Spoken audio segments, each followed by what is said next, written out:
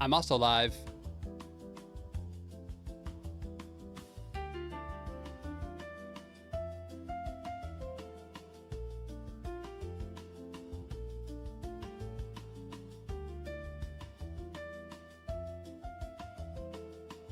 Say is in here. Good.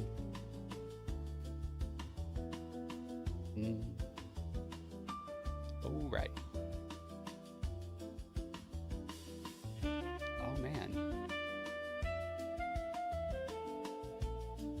Gotta figure out if I'm getting added. Oh, there we go. Accept.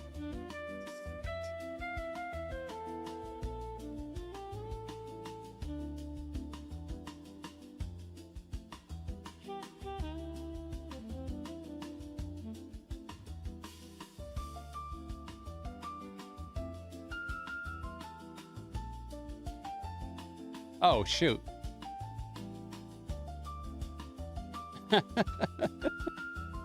Yeah.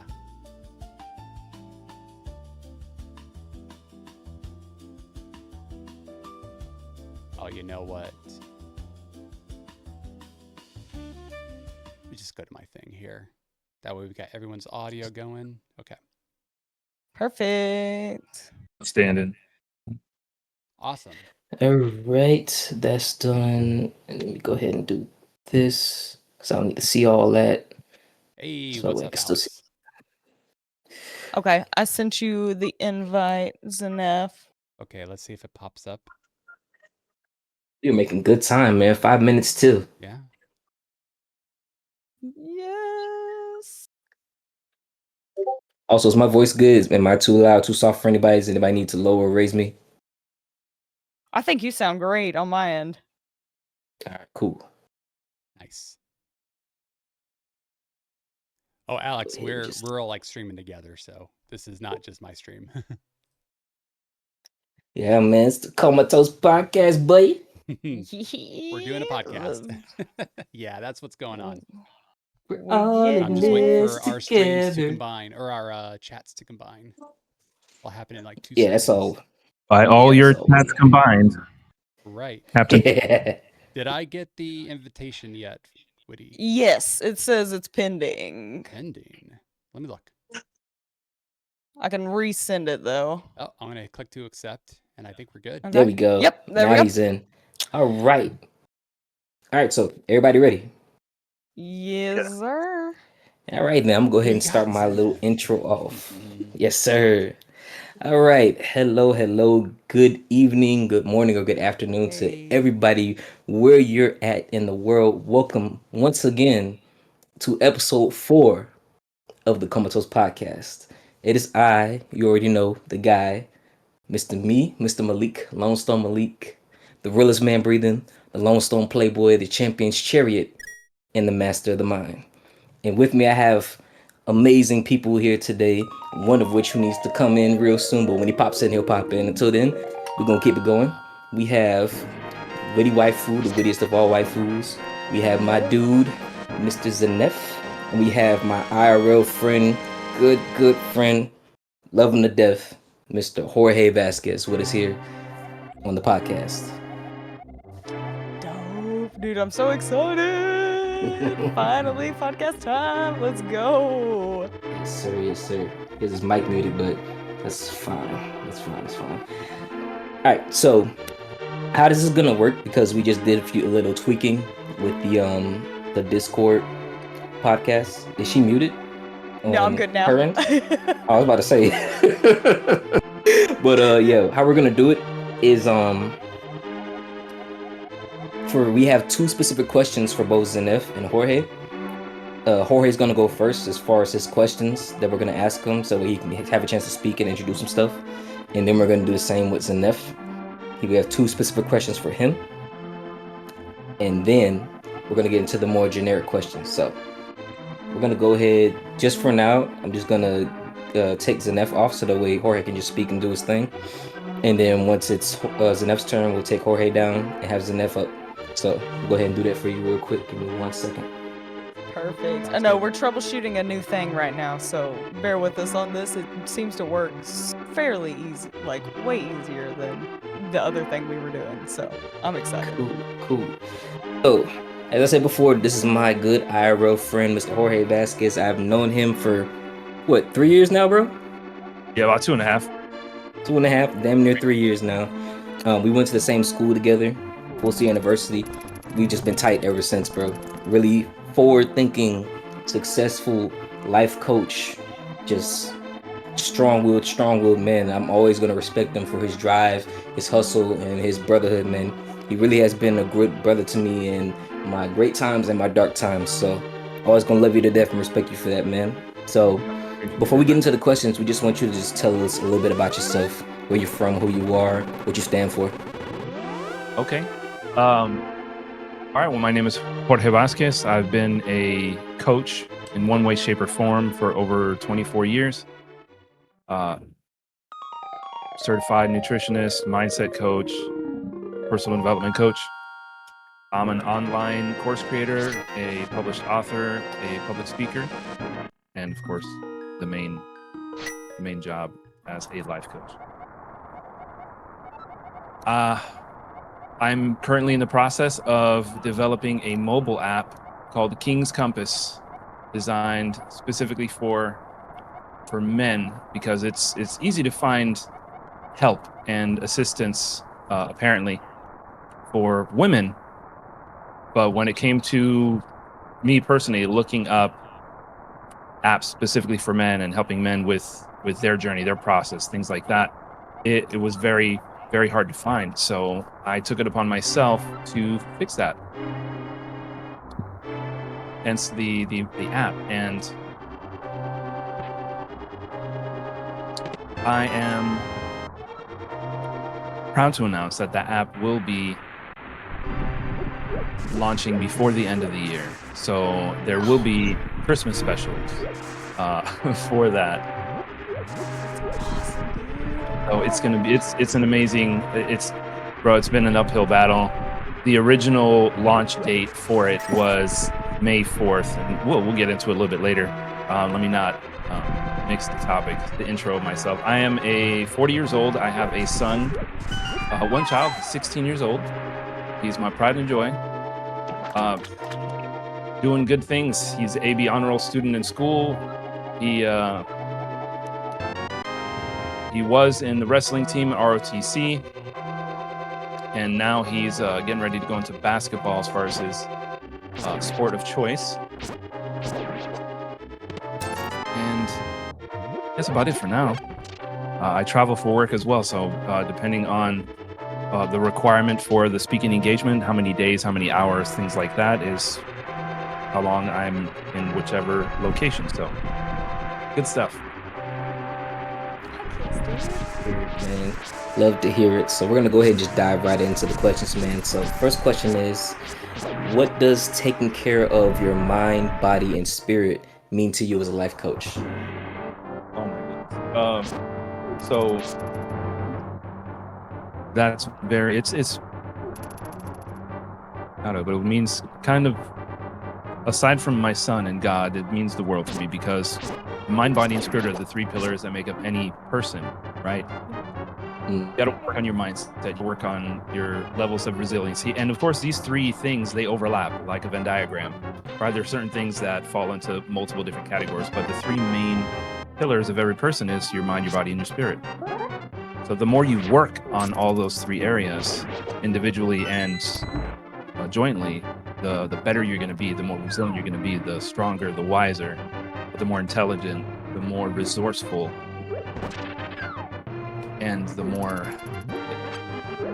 because speaking on its surface level, right, and I can dive into it later if there's another question about a little more depth of these things, these three pillars. But if you're not working on yourself in these three areas, eventually your tripod of life is going to topple over. And I'll give examples of it later if you like, but it's pivotal. Definitely, man. I love to hear it, man. Yeah. And before we get to the next topic, just one of the main things is that, like, I really have been, like, he can say it for himself, but I will just say it anyways, that I really do support all my homies in their endeavors. One specific endeavor he did is he did an event where he was promoting the app for its previous date of launch back in the spring of, I think it was this year, or was it last year? Yeah, it was supposed to be Yeah. Fourth Be With You. I was using that as my... Definitely, man. And I was there. Like, he called on me to help him out with it because the team that he had, they was not doing what they needed to do. And I was like, man, this is your business, man. You've been talking about this the whole time, so of course I'm gonna help you, man. You call me to come help you. So I really have been seeing how it grows and see now that it's finally getting to fruition, man. Like, I'm so excited for him because I love seeing my homies win. Like, I've never been the type of person to be jealous of anybody, so the fact that I actually have good homies that's doing things like fighting for their dreams and this becoming a true thing is beautiful to see. Appreciate that. And of course, man. So we're going to go ahead and go to your second question. So, personal development, what does it look like for you and your clients? Cool. For me, personal development is a continuous, constant thing. I'm always working on myself. Being a disabled veteran, it's harder for me to do some of the same physical activities that I used to do. So I have to do modified workouts and modified exercises so that I can just maintain what I have, let alone increase, right, or get back to where I was. I'm not overweight by any means, as far as I don't look fat or anything like that, but I'm not at my ideal weight, the weight that I'm used to, which was when I was an active duty Marine. I was used to being 185 pounds, maybe 10% body fat at the most, just killing it. So I got a little ways to go, but with the right therapies, because of my injuries, I'm able to continue. I was 278 pounds. I'm now 220 or 225. I fluctuate those little 5 pounds, but I've come a long way. I'm able to do a lot. I retired my service dog because I used to have very severe muscle spasms, things like that. So if I didn't work on myself, I would not be where I am right now. I wouldn't be able to do a lot of things that I can do right now. I can go and play basketball or pickleball with my son and not be dead at the end of it after 2 hours of PT. So I'm very grateful that I'm able to work on myself to this extent. I'm consistently and constantly reading personal development books, self-improvement books, or finding different ways that I can improve how I do my job, right, or my calling. Because for the longest of times, I didn't know exactly what my calling was, right? I didn't know how I can make my mark in this world, how I can make this world a better place. So I started praying and meditating on what I can or can't do. And I received the revelation of this, and I found out that I never tried to monetize the coaching that I've done for decades until I had this revelation. And that's when the practice got created in 2021. Fall of 2021, the practice got created, and I've been working on everything ever since. But it's very important to make sure that you have, I call it balance, but that doesn't mean that all these three areas, mind, body, and spirit, are on the same level. Some people have a better physical or better physique, right? And they're more on it with their fitness and nutrition. But when it comes to their spiritual growth, and I'll explain how I divide it, they're lacking a little bit. Those areas of relationships aren't really good. They don't have connections with a higher power or something bigger than themselves. And they don't take care of themselves as an individual, no personal care, right? Personal care looks different for each and every one of us, right? Mm-hmm. So, whereas on the other hand, someone like myself, I've been working on my spiritual growth and my mental growth a little bit more than my physical, because there was a time where I was in a very dark place, and I actually am diagnosed with general anxiety, depression, PTSD, insomnia, and apnea. So sometimes things get difficult for me, or they used to, and I learned how to navigate around my temporary limitations, because I don't believe that it's non-curable, right? Mm-hmm. So I've I've learned how to navigate through all of these things, and now I started working. Not that I wasn't working on my physical fitness and my nutrition. I've always been on top of my nutrition and working at physical fitness, but now I'm at an area where 2 of the pillars are really strong, and the other one, I noticed some lack. I noticed some lacking, and so I started putting more attention towards my fitness. Thanksgiving put a little monkey wrench in it, you know, everybody. But I still stayed physically active. I didn't, you know, gain a certain amount of weight or anything like that. So I was still on top of it as much as I could. But I'm putting more emphasis on it now than the other 2 pillars, because those 2 are doing really well. So you got to navigate and audit your life and where you are on a regular basis. If you don't check in on yourself, your mental health, you don't check in on your emotional health, you don't check in on relationships, you don't check in on all these things, then you're going to start seeing things change and not in the direction that you want. Right. So if you don't monitor, if you don't audit yourself, then you lose control of those things that are the only things that are in your control, which is yourself. If you're not feeding yourself information that you choose, the world is feeding you information that they choose. Right. So I'm going to repeat that one more time, because it's very important. If you're not feeding yourself the information that you choose to learn, then the world is going to be feeding you information that they want you to hear. And it's more often than not what you need in your life, not what's going to make you a better person, a better man. Exactly. It's things that makes it easy for you it's easy to manipulate someone who doesn't stand for anything, essentially. Right, or believes everything they hear without doing their own research. Yep, they just want, and that's what society does, is they teach a lot of people to just conform, and it doesn't matter if you're okay with the level of conformity, it just matters if you actually conform or not. Just that blind following. Yep, blind following. I think I attribute it to us having that type of mindset of being an entrepreneur.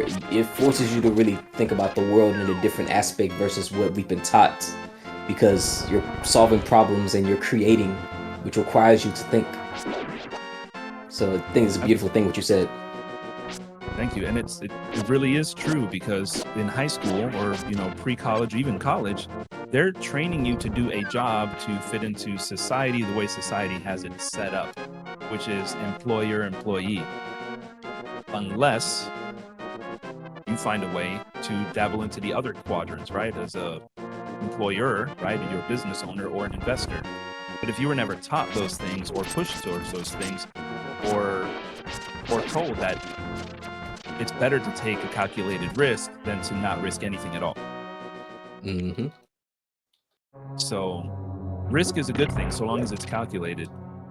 If you stay getting ready, right, analysis paralysis, if you stay just gathering information, then you're not going to go anywhere. You're not going to move. You're just going to stay, I need more information to make sure that this thing doesn't happen, quote unquote. But you don't know if it even is going to happen. You're just assuming that it is. In the military, we have, and my dad's been saying it since I was little, perfect planning prevents piss poor performance.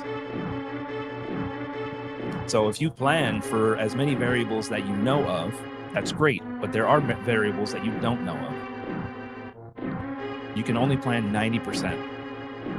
The other 10% are variables you have no idea about or no control or no actionable plan to prevent. So don't be scared to take the leap. Don't be scared to move forward. Don't think that you need 5 years, 10 years of information on one topic that you've been mulling over, one idea that you've been thinking about forever and ever, but you haven't taken actionable steps on it. Absolutely, man. Absolutely. Take action. Yeah, it's the putting action and not just speaking it into existence that I think a lot of people struggle with. Is I can say this thing out loud 1,000,000 times, but until you actually do something about it, you can't just speak it into existence and then sit back and expect it to work out. Exactly. Manifesting only actually takes form when you take action. Yes, exactly. There we go. We talk about that in the Bible as well. God is there to help you. He's not going to do it for you, but he's going to guide you along the process. You got to take the steps, and he'll take the steps with you. He knows the path that you're going on before you even go on it. But if you don't take the steps, you're never going to find out. Exactly, man. Exactly. It's beautiful right there. What's up? Royal kind of has a question real fast for you. Just kind of going along the lines of that is how do you get the younger generation to commit and take that leap? So how do you push those people? Lead by example. Okay. That's the best way to do it, because you can't force anybody to do anything. You can mentor, you can explain. Like with my son, I give him information. I ask him a lot of questions to get his mind going, to start thinking outside the box. I've been doing that since he was little. So now he thinks more entrepreneurially as a 16-year-old. So a lot of the things that 16-year-olds are doing and messing up, he calls me and he's like, Dad, I don't know how they could think to do something so silly. He doesn't use those words. We're working on his language a little bit, but you know what I'm saying? He's like, I can't believe that they didn't have the common sense to not do this. And I was like, Max, you have to understand that common sense is not a common thing. Many people have intelligence, but don't have the wisdom to apply the intelligence correctly. So it's very important to have those communications and inform the youth that are coming up, the next generation, but you can't push them to do anything. They have to want to do it on their own. So in order for them to have the epiphany, the idea to do something, they need to see it in action in front of them. So my son has seen me work 2 jobs and a business at the same time. My son has seen me grow my business to the point where I can start firing my boss one at a time until the business is running on its own. And he's seen when life happens and I lose the business and I have to start that process all over again. Get another job, then get a second job, then build the business, then fire one boss, then the next boss. And that was my life since I was 17 years old. Because I've always been entrepreneurial. I've always been thinking outside the box. I want to be able to provide more for my son and future generations. And I want to break the generational curses that have been on my family for eons. Seems like. Amen. Amen. So, and part of that is the mindset, the emotional stamina, the grit, the resilience. And that only happens by pushing the envelope. The only way you grow resilience is by going outside of the comfort zone often and navigating through the things that life does for you. Because life doesn't do things to you, it does things for you. Either you learn from a situation, you grow from a situation, or you enjoy a situation. You said a mouthful. MTG, I know MTG was here. Jorge is my IRL friend. I've known him for 2.5 years. So I invited him to come on the podcast. So that's why he's here. Jorge, thank you so much. We're going to switch out you and put Zenef back in so that way he can get his 2 questions in. And then as soon as we're done with his 2 questions, we're going to go into our main topics with everybody there, all right? Absolutely. Yes. Sounds good, brother. We'll go ahead and do that. Appeal to audience. Oh, Free Stream's here. That's what's up. Yeah, for the longest time, I didn't even realize. I know he Free probably Stream will just get you. Free will get you in soon, bro. My bad, bro. You were so in the conversation, didn't even know, bro. But Zenef, whenever you have a chance, I invited you to speak. So whenever you can click in, just come on in so we can answer the questions. Okay, let's figure this out. Hell yeah, appreciate the follow, I man. had to get back into the Discord.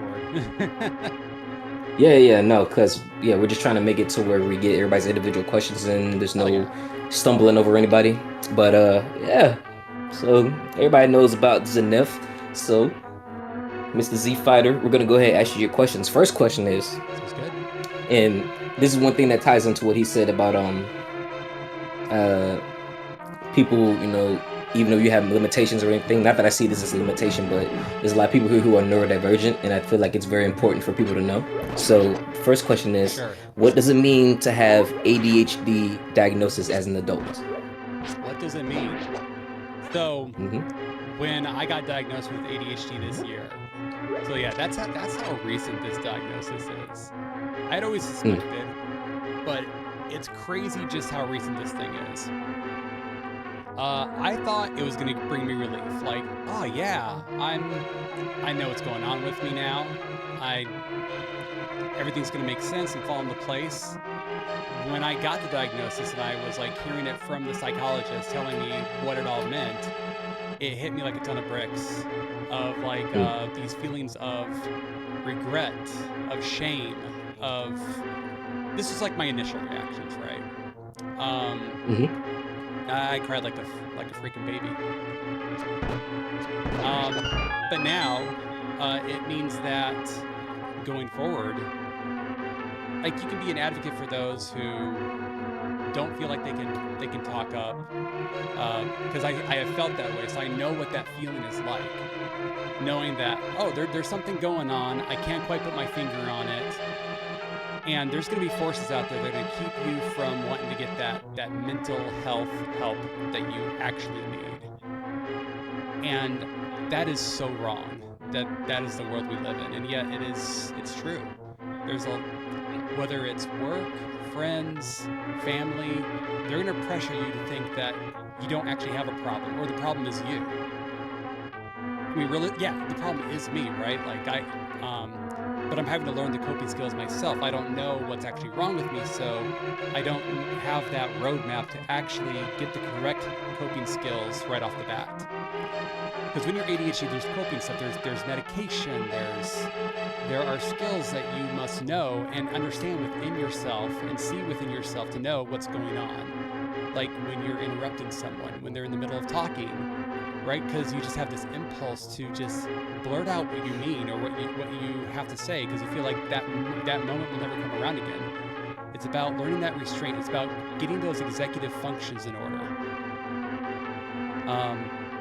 And then I would say it's almost harder as an adult, because you haven't spent your childhood or your early adulthood really grasping what's going on.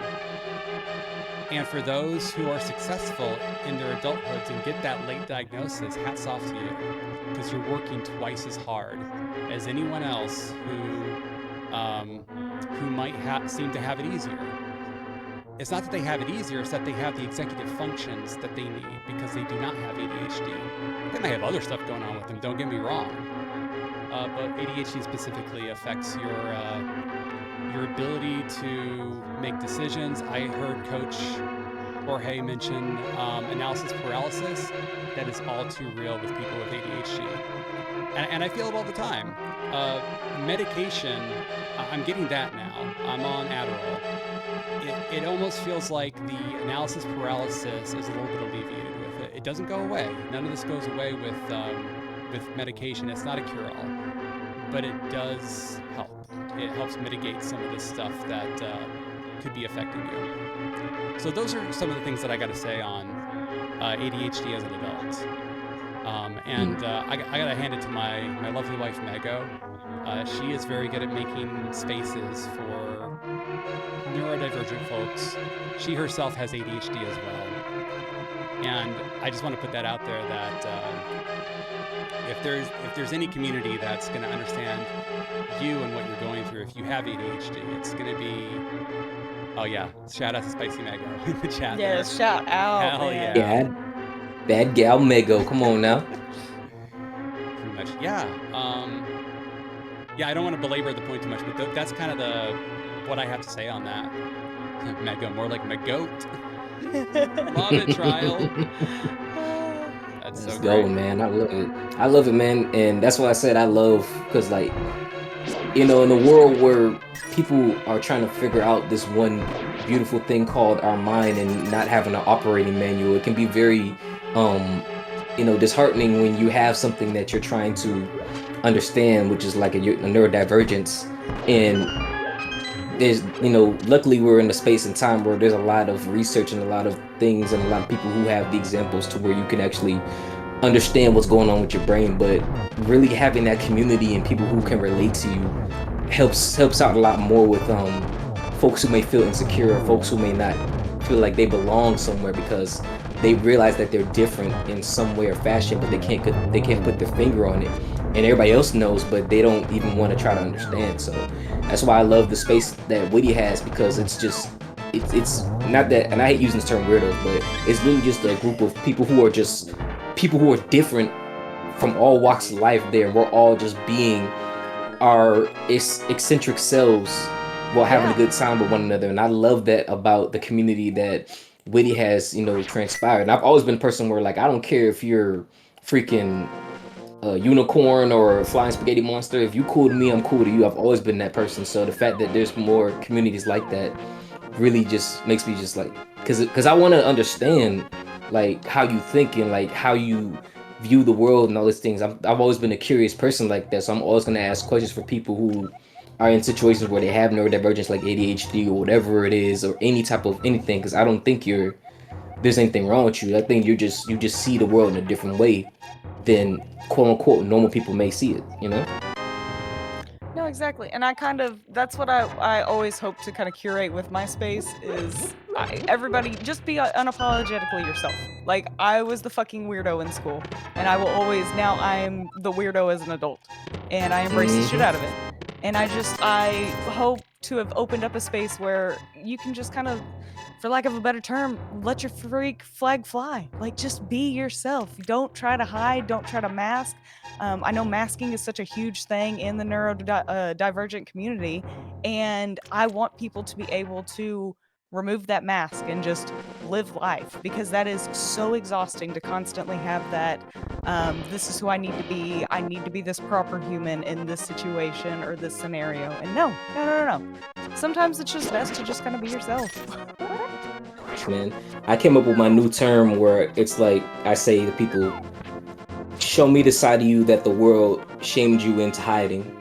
I want to see that side, because that's really who you are on the inside. That's what you want to be, but the world taught you to feel ashamed of that. And there's nothing to be ashamed of. That's who you are on the inside, and that's who you really want to be. You should embrace that side of you. Nightmare, thank you so much for that. Everyone in this community has helped me deal with differences and demons to the point I finally feel whole again. That is so beautiful to hear, Nightmare. That's what it's all about. That's so good. I love that. That's what it's all about. That's literally what my whole goal was when it came on being honest on the internet. I wanted to show people that no matter who you are and no matter what you decide to do, as long as you're yourself, man, there's gonna be people that's gonna respect you and love you for who you are. That's all I really want. I just wanted people to be themselves around me. I don't want you to be anything but yourself, and I want you to be comfortable being yourself. Because, like I said, in any type of weirdo, cornball, geek, goofy, any type of name that you could think of with somebody who isn't the traditional way that somebody's supposed to act, I have been a victim of that and been the direct blunt of that. I've been the butt of jokes. So I understand folks when they say they may not feel comfortable being, oh God, I'm stuck. I'm stuck. Fuck. Stuck in the game. Yeah, I got out. But yeah, I understand how it feels to be that person where it's like you've always been the odd man out, and it's like, you know, you can't really find your tribe. But it's not even about finding your tribe, it's about being who you are, and then along the way you'll just find, kind of like what Luffy did in One Piece. He just found people that was just as crazy as he was, but they all just connect in different ways, and he loves them all in different ways. One Piece referenced? Yes, sir. Every time. I'm so close to finishing. So close. So close, man. Oh, I'm so excited. I don't think you understand how excited I am for you to be done and then just tell me everything about it so I can vicariously live through you. You can't tell her anything about it. Oh my God. She's got experience. She doesn't want to watch it. I've been trying to get her, bro. I've been trying so hard to just. And everyone else like, oh, it's 1,000 episodes. It's not about that. Feed it into me. It's a journey. It's that executive function, man. And then, bro, we got a whole one-pace editor, the dude who literally makes the edits so that way you can watch it at a faster time that I've been watching, and he's been with us, and you still don't want to watch it? What is wrong with you, man? No, that's that defiant in me going, I'm not gonna do it because somebody's telling me to do it. Yeah, that part too. That the main part too. But to get back on track, Yes. the second question for Zenef I have is genuine blind playthroughs as a way to vicariously relive nostalgia for gamers. What does that mean for you? Yeah, no. I came upon blind playthroughs a few years back. They're as a way to like relive like these gaming moments that you had when you first played these games that you can never get again. You can never get it again. You can't erase your mind of like whatever you played. And that's kind of a shame, right? And so you're always looking for the next game that kind of does that, but it just doesn't hit right the way that, let's say, like Mario 64 did or something, right? So then you go back and you watch someone play that for the first time with no help or hints or anything, and you see their struggles the same way that you felt the struggles. And it's like a nostalgia kick. It's like, it's a dopamine hit. And y'all with ADHD, you know about those dopamine hits, let me tell you. And so that is something that I kind of wanted to bring too. And I can't go and do blind playthroughs of the games that I love, but I can do blind playthroughs of the games that others love. And which means that you got to be very selective with the games you play if you're doing a blind playthrough of it. But it also means that you're going to have people who will watch that and thank you for what you're doing. And you're going to have people pissed off too. It's like, why can't you just figure out that one thing? Didn't you know it's right there? And that's awesome too. I love it. It is so cool to see them get so pissed. And they're like trying to spoil it for you. You're just like, hey man, no backseating. Oh yeah, sorry. But yeah, man, how can you not see it? It's like, blind playthrough, man. That's the fun of it. It's that dark empath. It's like, yeah, you know, but you can't say a goddamn thing. You gonna sit there and be mad. They're gonna pass that door 17 times, and then it's gonna be like that 18th time they finally got it. And then you're gonna be like, oh my God, finally. And so that's my shameless plug for my YouTube channel, because that's what's mainly about is blind playthroughs right now. Hell yeah, y'all follow Zenef, man. Tag yourself, man. Put your stuff in the chat so everybody can see that, man. Yes. Please, But please. awesome. You Yeah, got everybody in, so now. Yeah, you're good. Let's see. We're gonna put everybody back in now, so that way everybody can have their chance to speak for our main topics. Miss Whitmire, you are my co-host. I will let you ask three of the next questions. You know, we got it. I know Troy wants to hear your lovely voice specifically. So we're gonna go ahead and let you talk and ask these questions to all these wonderful gentlemen here. What about Free Stream? Is he in there? Oh, he is. Okay. Yeah, he's in now. I see him. What's up, Free Stream? What's up, guys? Sorry I'm late. My son, I was setting my son up for Ocarina of Time, and he's like, "How do I do this?" I'm like, "Buddy, you get to live like I did. Good luck." There it is. Figure it out. Figure it out. He's Dad poor, edition. poor kid. Just set him free and said, have fun. Just cry just a little bit. I just had to give my excuse of why I was a little late. So my God. No, that's beautiful. It's totally valid excuse, honestly. Being a dad is the ultimate excuse. I don't care what anybody says. Being a parent. Yep, my kids have to take care of them. Okay, so we got our first question. We have, this one's one of my favorite and I'm excited about this, is people relearning you as an adult versus how they saw you as a child. First, please. Oh my God, me first. Yes, go Oh my for God. it. I got some. Oh my God. Oh man. Listen. I'll go last. Listen. As someone who grew up as like one of the youngest people in my family growing up, you know what I'm saying? You used to being like the little boy or the littlest person that gets the least amount of respect in the family. Because everybody's used to treating you a certain way, man. And then as an adult, like you could be like, I'm damn near about to be 30 soon. And the way people was treating me beforehand, I was like, bro, I am not that little boy no more. And it's like, you don't want to sit here and disrespect folks, but at the same time, it's like, you know, that's one of the things elders feel like they can just disrespect you any way they can because they're older. And if you say anything back, it's disrespect. And I'm more on the time frame where it's like, if you respect me, I respect you type of thing. So I really attribute it to boundaries are very important, especially for people that you care about. Family members, your boyfriend, your girlfriend, anybody that's close to you, they need boundaries more than strangers do. And then you need to voice that, even if people may be against it, because again, when you were younger, they're used to treating you a certain way. But once you become an adult, you realize you don't like a certain type of treatment. So you really have to let people relearn who you are as an adult in that way. Because it's boundaries, man. If you don't state your boundaries, and bullies don't stop at school and any of that. There could be bullies in your family, bullies, anything. If you don't state your boundaries and let people know, hey, that's not who I was 5, 10, 15 years ago. This is who I am now. And they understand that and respect that, you're going to always go through the same thing that you went through when you were younger. That's my main thing. That it's, listen, it brought back so many memories when you asked that question, bro. Yes. So many I memories. feel that so much, man. Yeah, so that's my piece on it. Whoever wants to go next. I'll go ahead and go. So, basically, like, okay, so relearning as a child. So we'll go back to the whole weirdo thing. I have always been just the weird kid. All right, let me lay down.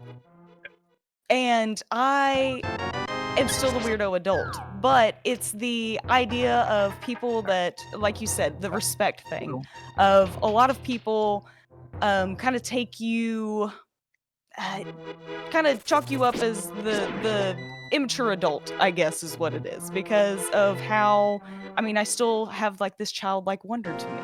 I don't act like the typical, I guess, like 31-year-old. So a lot of the times people like who have known me, like growing up and stuff, it's still like they keep me under this like childish mindset, which, I mean, I'm all for having the childlike wonder. I'm not saying get rid of that or remove that, but gaining that respect of, and like you said, the boundaries of it. Like, okay, yes, as a child, you might have been able to say these certain things to me. You might have been able to come across with the snarky attitude of like, oh, you're just quirky, you're just this and that. And just kind of realizing what you say to children honestly affects them as an adult. A lot of it sticks. And I think that's what is kind of hard to figure out or kind of navigate with people that have known you for, a lengthy amount of time is, yes, you could have said this to me, 10, 15 years ago, and I would have been like, oh, that's so funny, like, thank you for that. But as an adult, I'm gonna take offense to it, and I'm gonna call you out on your bullshit. And I think a lot of people are not, I guess, comfortable with being called out on their bullshit. And so being able to set that boundary of, yes, you could have, made fun of me as a child and I might have sucked it up, but as an adult, I've now set this boundary with myself that I'm no longer going to put up with you coming at me with these little bitty comments, hints of just the attitude. I want you to respect me as an adult and think of me as an adult and not just think of me as that little weirdo kid that you were able to pick on. Put your foot down, man. Exactly, setting boundaries, and that's been a huge thing I've been working on, because I used to be one of those people that would just like, whatever you say goes. Like, you tell me to do something, I'll go do it. You tell me that you feel this certain way about me, okay, cool. Like, that's just, I'm gonna internalize it. That's the way that it is. That's how I'm gonna feel for the rest of my life. Nothing's gonna change. And now I'm starting to understand boundaries a little bit better of like, okay, I don't like the way that you just said that, and I don't like the way it makes me feel. So I'm going to tell you that I don't enjoy that. That's not something that I like. And I was so submissive. So now I'm kind of working on the more dominant side of myself, which has been a little weird to navigate, I will say. It's never been my jam. So figuring out the difference between, I guess, being dominant and being a dick is kind of where I'm at. Like, where is the line? We can live in a world where everybody just, respects one another. But, it's going to be people that's going to try their arm. So you got to let them know you ain't nothing to play with. My bad for interrupting. You can go ahead. No, you're good. That's pretty much what it is. It's just kind of relearning the not so submissive side of myself is what it is. Question for you. What do you mean by submissive? You mean servitude type deal? Not necessarily servitude. I don't know. I'll kind of explain it. So, like, when people would either make like a snarky comment or something to me, say, I would just laugh it off. I wouldn't necessarily address it. When people would tell me that this is what I'm going to do right here, right now, I would say, how high? What do I need to do? Let me do everything for you. And now I'm kind of realizing that mentally, for my mental health, that's not always the healthiest thing to do. I used to take on, 10, 15 different things because I didn't want to hurt anybody's feelings. But said people needed help, so I was willing to do it. Now I'm learning, okay, I need to take care of my mental more than I need to be the people pleaser, is what it is. Okay, being so walking a front door mat. Woman. Yes. Wait, say that again? Being a yes, mat. yes man. Yes, being a yes man. Yeah, floor mat, being a yes man. I'm working on that because that used to be just, I was really bad about that. That was a huge thing of being just kind of super, just submissive towards everything. Like, let me help you, let me do, what can I do, everything for you.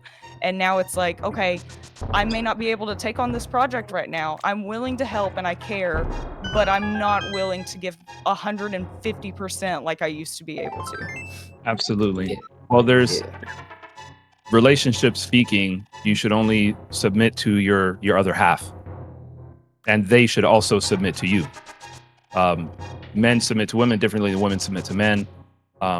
Not trying to go biblically here or anything like that. Preach, brother. Just saying that the submission is not servitude. A lot of people mix that up. So the yes man or yes woman syndrome, or you want to say, because I used to be, I'll do it, no problem. I had the same issue, trying to help as many people as possible, no matter what, even at my own detriment. So I had to learn that as well.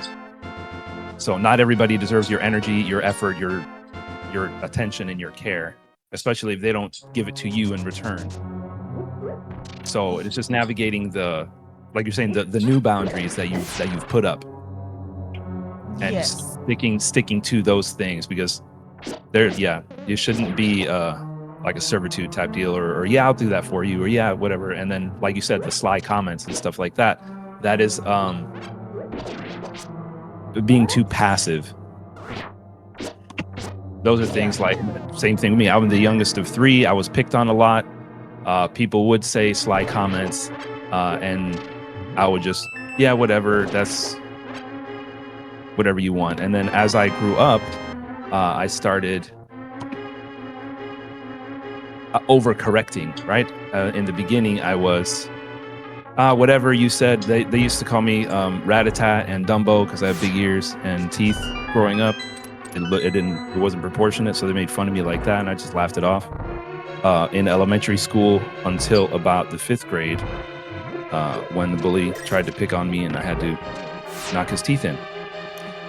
And then realizing that I had the strength to do that to someone 3 times my size, I started overcorrecting. Anybody that said anything cross to me, I just punch them in the face. And I got into a lot of trouble for that as well. And that was in high school. I got into like 26 fights in the first half of the year. And it was just, it was a big issue, overcorrecting that way. Being from the yes man and just letting things just roll off my back without saying anything, without voicing my boundaries, without correcting somebody, to completely going 0 to 60. And I like how you said voicing your boundaries. That's another thing, is I'm very bad about, I guess, also letting others know, because you can always have boundaries set with yourself, but unless you're actually letting people know your boundaries, some people may not, they may not have like the negative intentions that some others may have, so it might be a little bit harder to for them to understand that, oh, that was a boundary, that like you do have to let people know boundaries. You can't just assume that everybody has the same mindset, same mind frame, is in your brain thinking the same thing that you're thinking at all times. Like that's not logical. So letting people know that this is a boundary, I'm willing to stay and stand on top of this boundary, please respect it, kind of thing, and not just assuming that everybody has the same boundaries.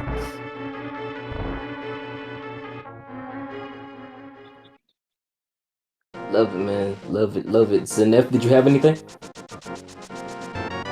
I'll tell you, like, I'm also a military man myself, just like Jorge. Being a yes man is like kind of pounded into you. So, learning to say no. I mean, you even got to learn how to say that in the military, else you're going to burn out.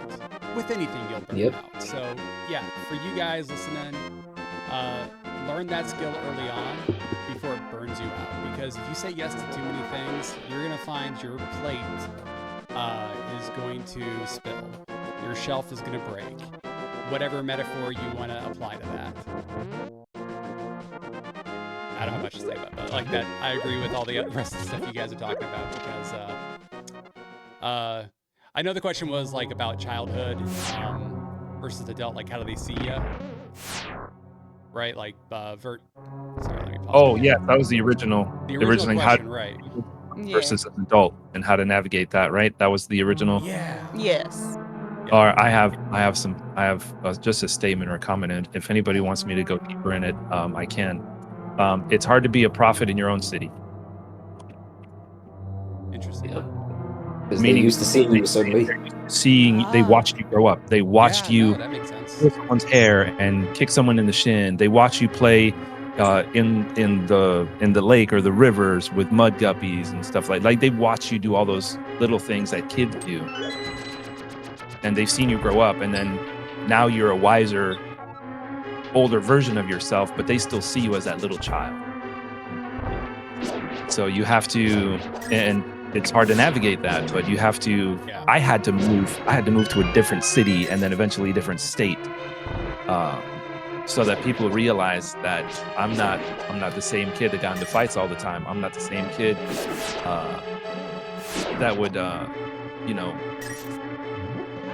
cause problems or things like that. Like I was always getting in trouble, so I was the rebellious one growing up. I'll admit that. But it's because I didn't see a way out, any other way out except for high and to the right. At that time, right? I was limited on my knowledge. But yeah, it's hard for them to see, and until you come back as a totally different person, they'll continue to see you the same way. So if you don't move away, if you stay in the same city your whole life, they're always going to talk to you a certain way. Even if you set them new boundaries and you voice it to them, there's still going to be that lingering, anytime you do anything remotely to what you used to when you were younger, they instantly bring it up. There's Jorge again, being the same kid he was when he was 5 or 10 years old. There's him being oversensitive. Things like that. So it's just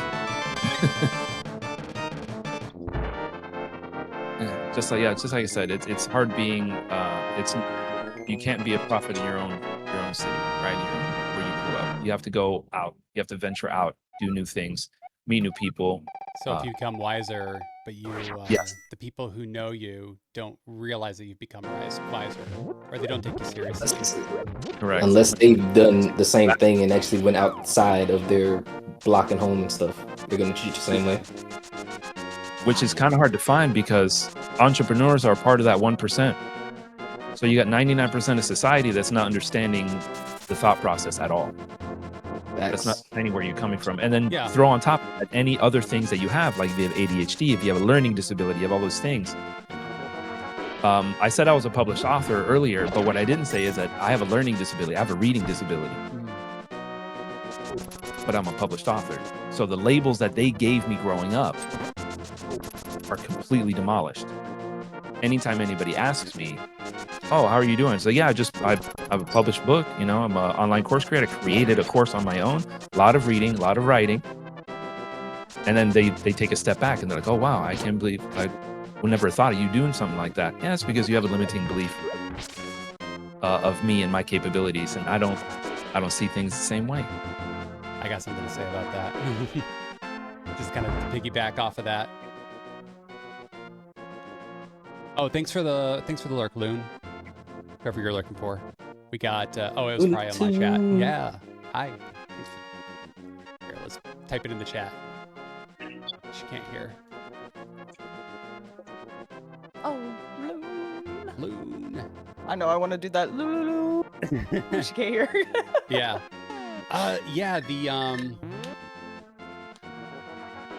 shoot, the whole thing where they see you a certain way back then, lazy, unmotivated, attention seeking, all that, right? And you mentioned, especially if you have like a disability or you have ADHD, absolutely, 100%. Where you learn, that's part of the regret and shame that you feel learning. Well, I should say that I felt when I learned that I have ADHD this year. That like all those things that people were saying, like, oh man, like why can't you just like stay organized? Why can't you do this or that?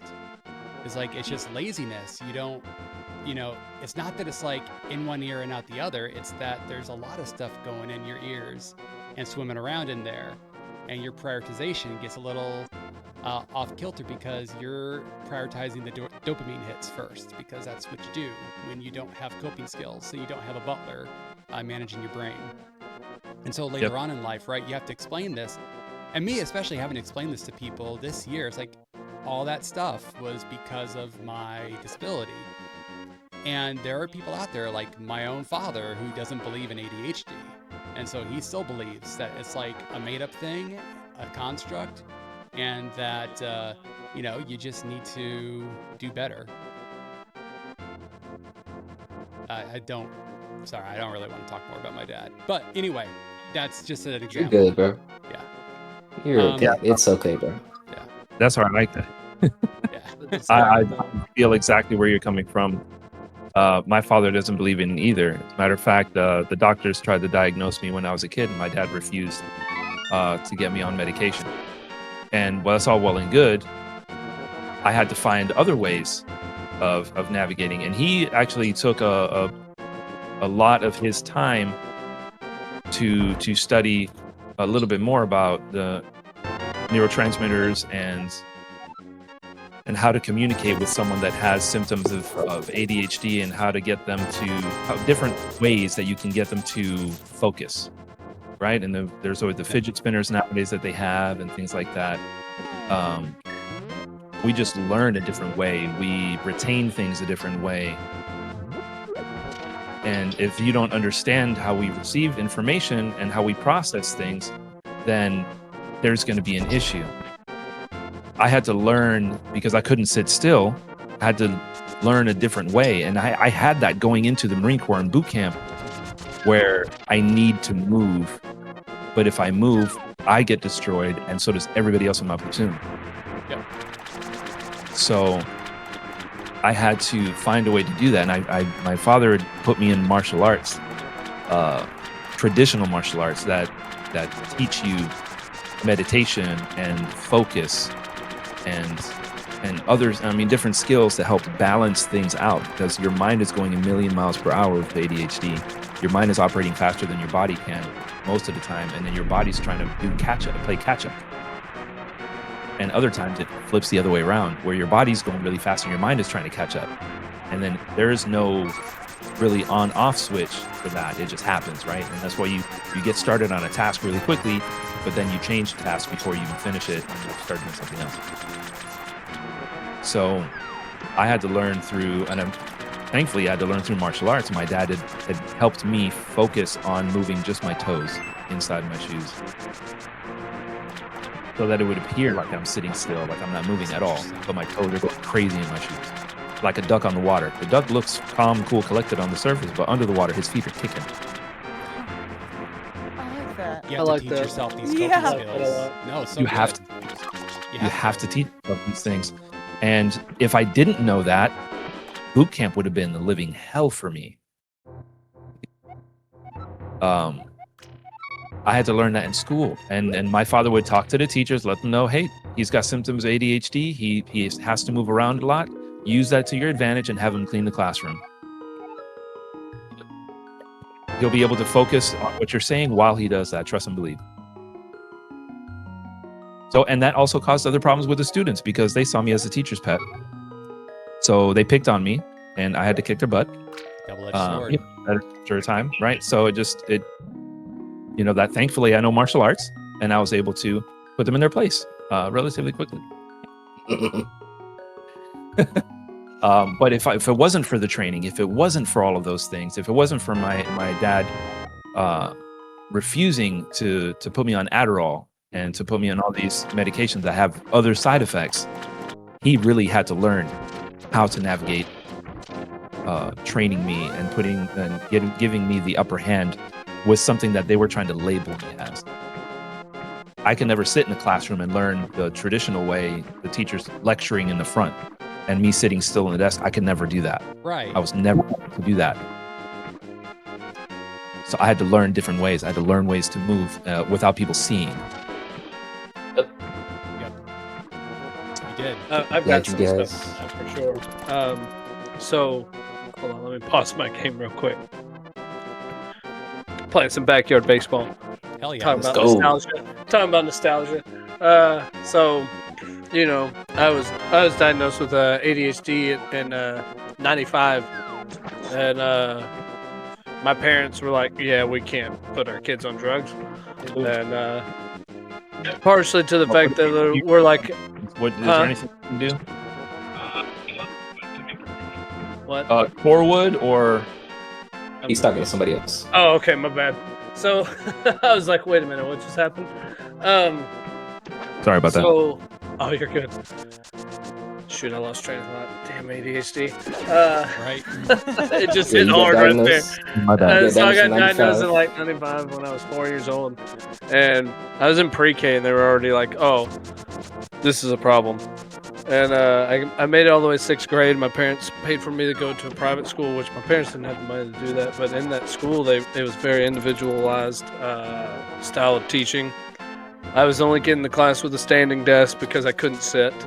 I had my own reading corner when the other kids, because the other kids were so far ahead. Because it was a private school, those kids were already reading at 2nd grade level. I was in kindergarten, could barely spell my name, and things like that. And without that private school and private teaching, I don't think I'd be where I am today. But it's still just by halfway through the year, even the private school was like, hey, we're doing everything we can. And we can't. They're like, we've never had to say this, but we're actually going to have to say that he needs to be put on medication. Like, typically, we have always been able to push away from that and always been able to figure out some kind of teaching method, but we're running out of ideas. And so I did eventually go on medication against what my parents wanted. And right now, as a father, I'm going through the whole thing because I know both of my kids have it. I'm like, oh, God. They're just me in a nutshell, exactly. So I'm like, God, I want to hold off as long as I can because I know what the end result's going to be. I do. But I want to hold off because I want to push them a little bit and push their boundaries a little bit and push as far as I can. But with my daughter, who's she's 7 now, it's like, okay, it's time to start getting her evaluated and stuff like that. And it's that's a hard thing to do as a parent, I will have to say, is to be like, hey, you've done everything you can and it wasn't enough. So to tell yourself as a parent, like, you didn't do enough, it does suck. I will say that, especially as a parent who knows. I know, and I feel like, God, how could I not fix it? And so not saying I know where your parents are at on this. Not saying I know your parents, because I don't. But as a parent who has grown up with ADHD and is now seeing it through their child, I can tell you right now, it's hard to say, hey, there's nothing else I can do. Somebody else is gonna have to take over, like a medicine or something. Not somebody else, but you know what I mean? Like, that's a really hard thing to admit to yourself as a parent, I think. So, I'm not saying that in all cases at all. It's very true. And one thing I'd like to say, because we were talking about bullying and stuff, and about y'all mentioned something about, you know, what was it you said, Jorge, about the dang it, the prophet thing. Sorry, you can be a prophet in your own town. Right, and people like, oh, you grew up this way and whatever, right? So I not only ADHD, dyslexic, and a couple other things, but also an only child, so I always get stamped with that. And I'm like, dude, I've got a lot of, I don't know if only children got put with the same kind of weight on my shoulders as I did, but I was like the only one that got, I didn't have brothers and sisters that were like, hey, you didn't do your chore, so you're getting a spanking. And I get to look at the older sibling and be like laughing at them as they get spankings. I did all the chores, and I got my ass kicked. It was not fun. I don't know. So when people were like, "You're an only child. You didn't do shit," I was like, "Wait, no. You get to split all your chores up between 4 other people. I had to do all of them by myself. This is bullshit." Yeah. So like the stigma, I guess more the stigma on the only child thing is where I'm gonna be like, "Hey, fuck you. Fuck all of you." That was not fun. Like, I had to earn shit, and it sucked. It was like, I won't go too far into it, because now I'm starting to ramble. And I'm going to make this go on forever. But, like, that's just to throw another stigma onto something is the only child thing. Is like, hey, when your parents expect a lot from you, though, being an only child is not that much fun. I can promise you that. My parents were awesome, but like their expectations were like 100. Like if I made B's, I got in trouble because I was by myself. Like, hey, we giving you all of our time. You better fucking do it. Okay. Don't hurt me. I was told similar things. I was told things like, "Oh, you're the third born. You should be perfect." Yeah. My younger cousin has the same issue, swear, and he's the third born. Granted, he is the better of the 3, but I like to think that I am. You seem pretty awesome to me so far, I gotta say. Yeah. But that's because I got my butt whooped by my dad and my brother, and all of that super highly intensive training, as my dad called it. Made me tougher. He gave me a lot of shit. I took a lot of shit from them, but it made me a stronger person. So right. Sorry. No, you're good. So I want to tell 2 more quick stories that have to do with this, just really quick in succession. So, like I said, the only child thing, people like thinking I was spoiled. My mom thought I was spoiled my whole life. I tell my wife these stories about like, yeah, I used to get my butt whipped by my dad all the time, but my mom didn't know. You know, these type of things. And my dad would be like, hey, no, I saw you flip off your mom when she turned away. Let's go. And like, would get me, you know, like he should. I flipped off my mother who raised me and birthed me. Like I'm a butthole, you know, I deserve whippings. But like, but my mom never really knew. She knew a couple of them, you know. Well, I tell my wife all these stories about me getting spanked and stuff. And we're sitting at dinner one day, and my wife just starts talking about, well, you know, Cameron tells me this and that. And my dad across the table stares at me. He's like, fool, I'm going to kill you. I'm 35 years old. The look my dad had on me, I felt like a 5-year-old again. I thought I was going to die. Because my wife just spilled the whole beans about my dad correctly parenting me. I don't know. Sorry. And then I don't know why I came up with that. I'm sorry. It seems You're like saying with that. you. Oh, dude. Oh, because he did the right thing. I needed that. See, I already lost the other one. There we go. Guys, ADHD at its finest, even as adults. Thank you. Right. Okay, guys. Thank you. Round of applause. Thank you. You guys did your thing, bro. I love it. You guys had amazing segments, bro. So proud for all of y'all. But if you want to go ahead and go to the next question. Yes. Great. So the next one is kind of catering towards Twitch and or like any other streaming service that you guys may be doing, but it's talking to an empty chat. And why is this important? Z Fighter. Please help me with that. Why is this important? Yes. Like, yeah, talking to an empty chat. Because you actually Empty don't chat. know. Yeah, you actually don't know who's listening. It's good. It's good practice for when people are engaged in your chatting, and there are a myriad of reasons why you should be basically just chatting all the time, even if no one is saying anything to you. So my advice is have like a list of just topics, like things that you did throughout your day, like what did you eat, what was your day like leading up to this, did you accomplish anything that you're proud of, did anyone call you that you had a conversation, like what was your conversation about. Like you can keep going and going while you're picking away at your game, unless the game like takes your focus, then you're like, you know, you gotta focus on that little bit there. But otherwise, this will also prompt the people who are listening to then engage. And it's good practice for when they do start engaging, and that builds that engagement up in your segments. Not only that, but let's say you want to post your VOD later. It's less likely that someone's going to watch your VOD on YouTube if you're not saying anything during it because no one's talking in your chat. Instead, you need to be talking all the time so that those who do catch your VOD later have something that you know, they can put on in the background. Because a lot of times they're not watching it, they're listening to it.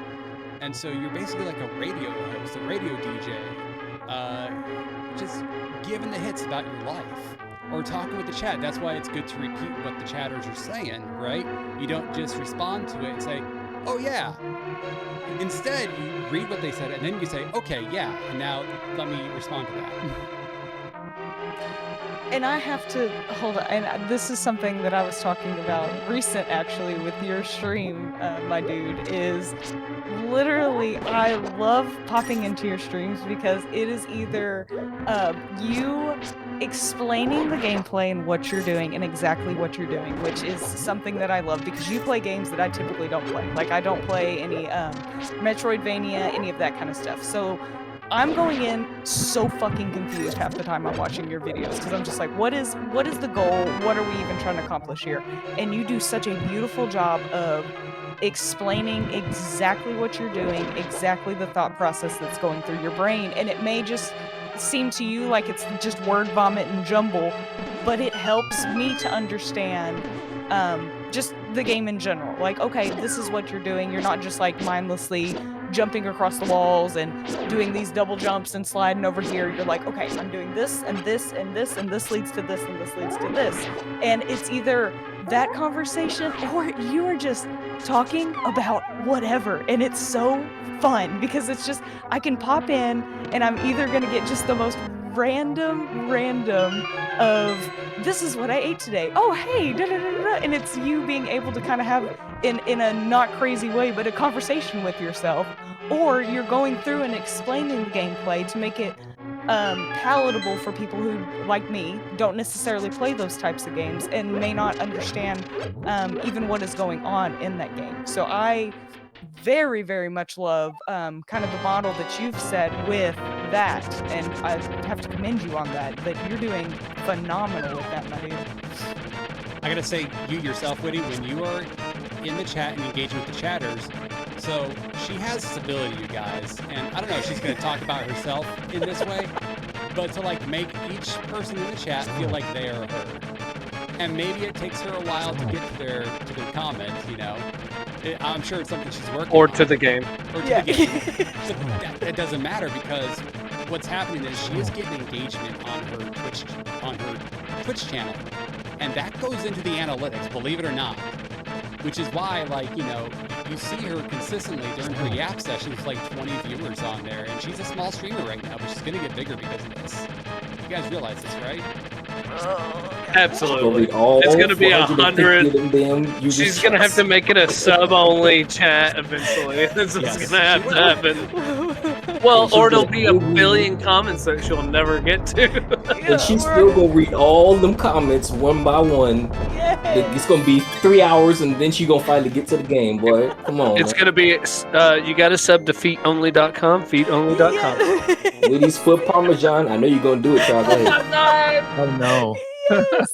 Well, okay, and that's the thing is like I never felt growing up that I got my voice heard, and I never felt special. I always felt like just the kid that was just tossed to the side. So when people are in chat, I am so interested in everybody that comes in, and it's just I want to know what you guys are doing.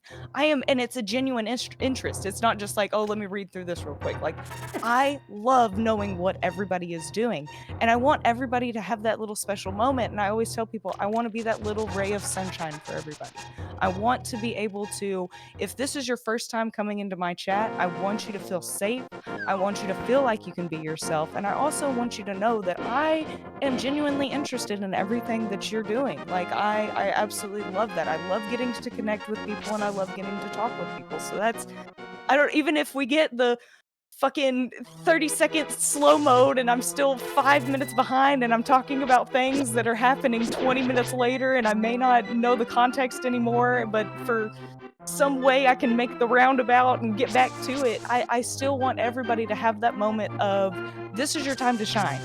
It's very intimidating. I know when I first started getting on Twitch, I was so intimidated to even hop into a streamer, even a small streamer. It could have been a big streamer or a small streamer, but I was so intimidated to chat because I was like, okay, if I get in there, I'm gonna say something stupid, and all these people are gonna be like, oh my gosh, who is this idiot in this channel right now? Or the streamer's just gonna not read my comments. Because that was one thing that I had happen to me is when I first started on kind of just viewing different communities, before I kind of found my niche of people that I really enjoyed, is I would get into big streamers, I would say something, and then it would just be like lost to the void. And it's like, okay, I'll go fuck myself now, I guess. Like, it was one of those where you never really kind of felt heard, even though the streamer's wanting engagement, they're not addressing any of the engagement, which, I mean, that may be their brand, that may be what their type is, but I hated that feeling of,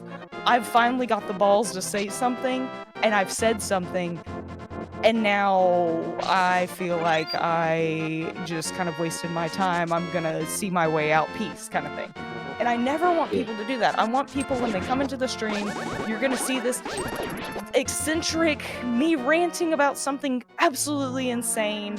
I'm gonna be throwing hands, I'm gonna be sweating, there's gonna be the fucking Pornhub sound going off, there's gonna be people going, show me the kitties, like, there's gonna be so much happening, and it's like, I want just people to be able to hop in and go, these are my people. I have finally found the place where I feel like I can be myself and know that you, regardless if this is your first time or your 400th time in my stream, you are loved and you are wanted. And I try to make sure that I pay attention to everybody's name, and I know, like, okay, you've been in here, I give, like, kind of like how LoneStone does, he gives everybody nicknames and stuff. I want to make sure, like, hey, let me get you a nickname in here. Let's make you feel special. What is something that I can do to make you feel special today?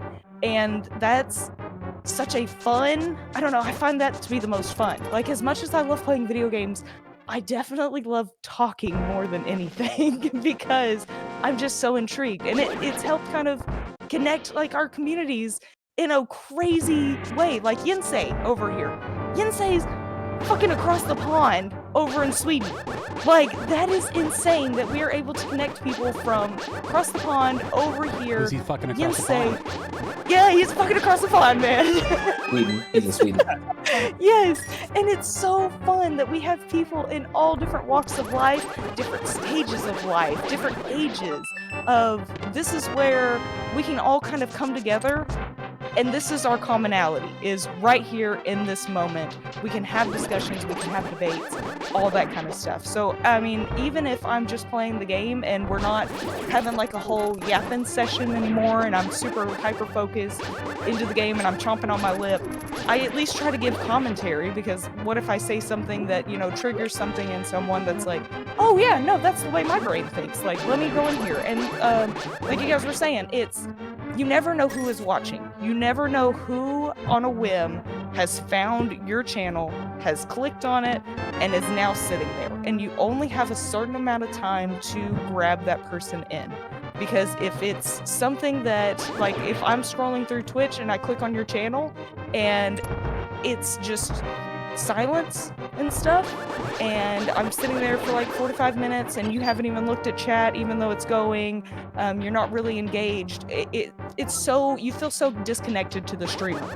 So I want people to feel that connection, that genuine connection of, I'm here, I know for a fact that I am going to be heard, or my voice is going to be heard in here. Because everybody needs that feeling of just being, I don't know, being comfortable and being wanted. It's your responsibility as a streamer to make your streams popping, man. God, yes. I love it. That's why Malik is always singing in his streams. Yes, exactly. Gives you something to listen to, gives you something to talk about. Like, it's beautiful. Practice for him too. God, Yeah, so go ahead. Sorry, I completely understand where she's coming from with making sure that everybody that's paying attention to you and your podcast or your video log, make sure everybody's, you know, heard and seen, right? It's very important. I without going into a huge backstory, I know exactly what you're talking about, not being heard, not being seen. There's a story that, if you'd like, I can go into, but I respect everybody's time. I won't go into it like that. I have no problem. Only if you want to, bro. Only if you want to.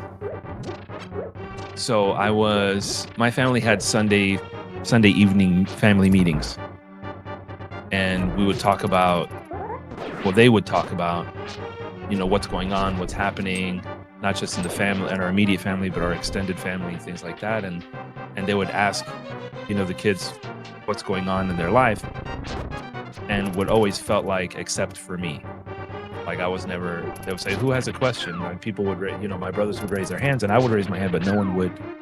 After talking to my brother and going back and forth with the oldest one, Louis, and then John, they would just forget to ask me. And it went like that for years, until one day I snapped.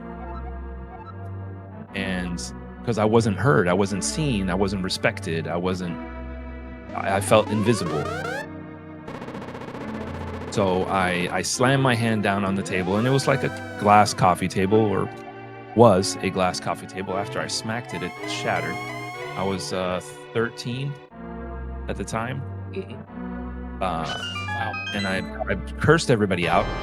I, you know, literally went down the line. Fuck you, fuck you, fuck you. You're cool, mom. Fuck you. I'm out. and I told them why, right? Before I said all that, I was like, I'm never heard. Nobody ever calls on me. I've raised my hand the whole freaking meeting. There's no point in me even being here because you guys don't ever listen to me. You don't give me a chance to speak. And then I said, F you, F you, F you, F you. Mom, you're cool. F you. And I left. I went to my room, and my father called me back. Surprisingly, he didn't smack me. He didn't beat me up. He understood. And yeah, that moment, like if I didn't stand up for myself, that moment, yeah, I don't know. It was moments like that that allowed me to have that thought process that if I do things correctly, I can get away with doing certain things as long as it's done in justice, right? For a just reason, for a just cause. Everything with intention. Correct. So, but I didn't think that I could do that and get away with it because my dad was such a hard ass. He approached you with kindness, it sounds like. Yeah. Yes, sir. It was. Yes, sir. It was very interesting times. Indeed it is, man. Childhood always is very interesting when you grew up a certain way. Like, for our next topic, Miss Whitmire, go ahead and do that. Okay. Give it 2 seconds. Let me get back over this. And we have our next one is gonna be normal versus weird. How people Weird all the way. deal with tribalism and social cliques whilst trying to remain an individual. So, yeah, normal versus weird, how people deal with tribalism and social cliques whilst trying to remain an individual. Go ahead, speak on it first. All right, who was that? Who was that? Who said that? You go first. You're going to be able to speak on this better than me because So, the one thing we gotta always keep in mind, bro, like, it's human nature for us to want to be liked and accepted no matter where we're at, you know what I'm saying? That's one of the main things, that sense of belonging, that sense of, hey, I got people that really, you know, mess with me in a certain way that's like different than people that I just consider acquaintances. You know, I have deep friends or close friends, but it can be hard when the social norm is to act one way, but that's not who you really are. And in school, like, you know, that's one of the things we all fall for. There, it's like we gotta act a certain way in order to get a certain type of affection towards people. Even people that even say, "Oh, I'm gonna act by myself and do what I want to do. I don't care." You still kind of subconsciously do that. Oh, I'm a move a certain way to get a certain amount of acceptance from a certain amount of people. Man, it happens to all of us. And to them, that could be just normal because normal is just the socially accepted thing. But weird is what everybody is, because all it means is out of the ordinary. Everybody's out of the ordinary in some way, shape, or form. No one is directly the same. Like, everybody's DNA code is different. And I've been called weird my whole entire life. Like I said beforehand, I've never had a place where, like, you know, people feel like, oh, they belong, or they got like people that they really, really close to, and it's like, oh my god, this is my bestest of all friends. I could probably say like the closest person is my best friend. That's like the only person where it's like, I know that's literally my brother for life, for real. Out of everybody I talk to, Jorge is too, but me and Spec got that. Yeah, they got more history. They got more history. Yeah, we got that type of connection, and it can be hard to be yourself when, like, you've always been told that being yourself is wrong for some people. Like, you know, like for me, like, I've always been told, even from family, it's like, yo, why are you acting this way, or why are you doing this way? And it's like, this is just who I am, this is who I'm being, you know? Yeah. And it's just for reasons that's like different than, you know, not because anything was wrong with me, but because of how they viewed me, and, you know, things of like family history and how it can be when people have old wounds that they haven't addressed and everything. But like I said, as we talked about in the last topic, as an adult, you know, how you treat me as a child is not how you treat me as an adult now. So I don't got to deal with that no more. But it can be disheartening and hard for folks to want to truly be themselves, which is being their weird, true, authentic selves, because they're surrounded by people who want them to be normal. And like I said, society, it's designed for us to conform. It doesn't matter if we like it or not. We just got to conform. They try to make us weird as where it's at. Exactly. And that's what I was about to say, is that you have to have a very strong will to be yourself, because there's always going to be someone that's going to tell you that what you're doing is wrong. And if you don't have the will to be like, I'm going to do whatever the fuck I want to do, fuck you. Like, that's why I fuck with Freestream, because I really adopted that moniker of where he said where he's gonna be exactly who the fuck he is, and he doesn't give a fuck if you like him or not. And if you don't like him, that just means that you and him wasn't meant to be cool. And I was like, I really fucked with that moniker of how he carries himself, because that's being true to who he is. But I was gonna just talk about all that, and I'm like, damn, he just hit it all. I don't even know if I have to speak on this one. Yeah. What's up, Cyberlaria? Thank you for joining in. But yes, that's very important, because there's so many kids right now that are being bullied just for being themselves. There's so many adults right now who are dealing with the fact they got bullied, that they scared to be themselves because they don't want to deal with those relived traumas of being bullied. You feel me? Exactly. They don't want to go through that feeling of like, oh, they're gonna make fun of me again for being myself. But deep down, that's who they really want to be. So you gotta have that strong will. Go ahead. I thought I hit a gap. That's my bad. I'm so sorry. I was just gonna say real quick, like, on that, you know, I got bullied a lot as a child for like trying to jump in, like I just did there, and miss the mark, like I just did there, and But it was one of those things where like I'd always try to jump into groups and I always try to be friends, and eventually I was just like, dude, I'm gonna go over here and sit on the swings and swing. If somebody wants to swing next to me, they'll swing next to me, and if they don't, they don't. I mean, there was obviously other things I did as a kid that, we're not gonna talk about. Oh fuck it, I'll talk about it. It's not as funny if I don't. It's like before you say anything, it's gonna be recorded. So that's totally fine. This isn't that bad. I was 4. I didn't do anything stupid. Or I was 5. I didn't do anything that well. I'll let y'all be judged. So there was a thing. This was the only thing I could get to people in my class to like, kind of like, be like, oh my god, the kid's gonna do it again. And I'm like, yeah, okay. And there was on the side of the playground wall, there's a brick wall, and I would run full gas into that wall, head first, and it would get. That was my trying to get in with the crowd. And I did it, and I would, yeah, it's really dumb.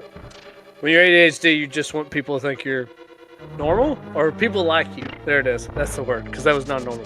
You're always worried about whether or not they do. You overthink it. Oh, yeah. So I just straight up head into wall. Dead serious. Yeah. That's not a euphemism. See, I'm overthinking it right SpongeBob now. ripping his pants over and over again. Yes. Yes. That was me, but with a wall. And eventually I finally went, and one day it clicked. I'm like, dude, they don't even like me. They just think, look at the idiot. And that's when it finally clicked for me when I was young. Like, I'm just going to do what actually is fun for me, and eventually somebody will be my friend. And if they're not, maybe when I go to the next school or whatever, I'll find some new friends. But like, it was a whole thing, dude. And that's been my whole thing since then. It took a lot of hitting my head against an immovable object, literally, to finally get to the point I was like, hey, this is who I should be.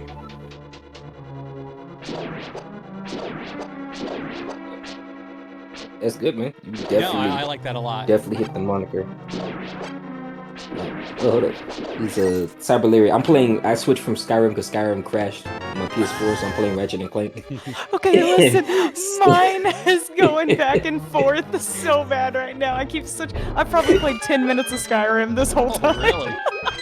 Yes. Wait, so no one's playing Bro, the that same shit game? crashed. I'm still playing Link to the Past, but you guys are playing completely different games now? I'm still on backyard baseball, if that helps.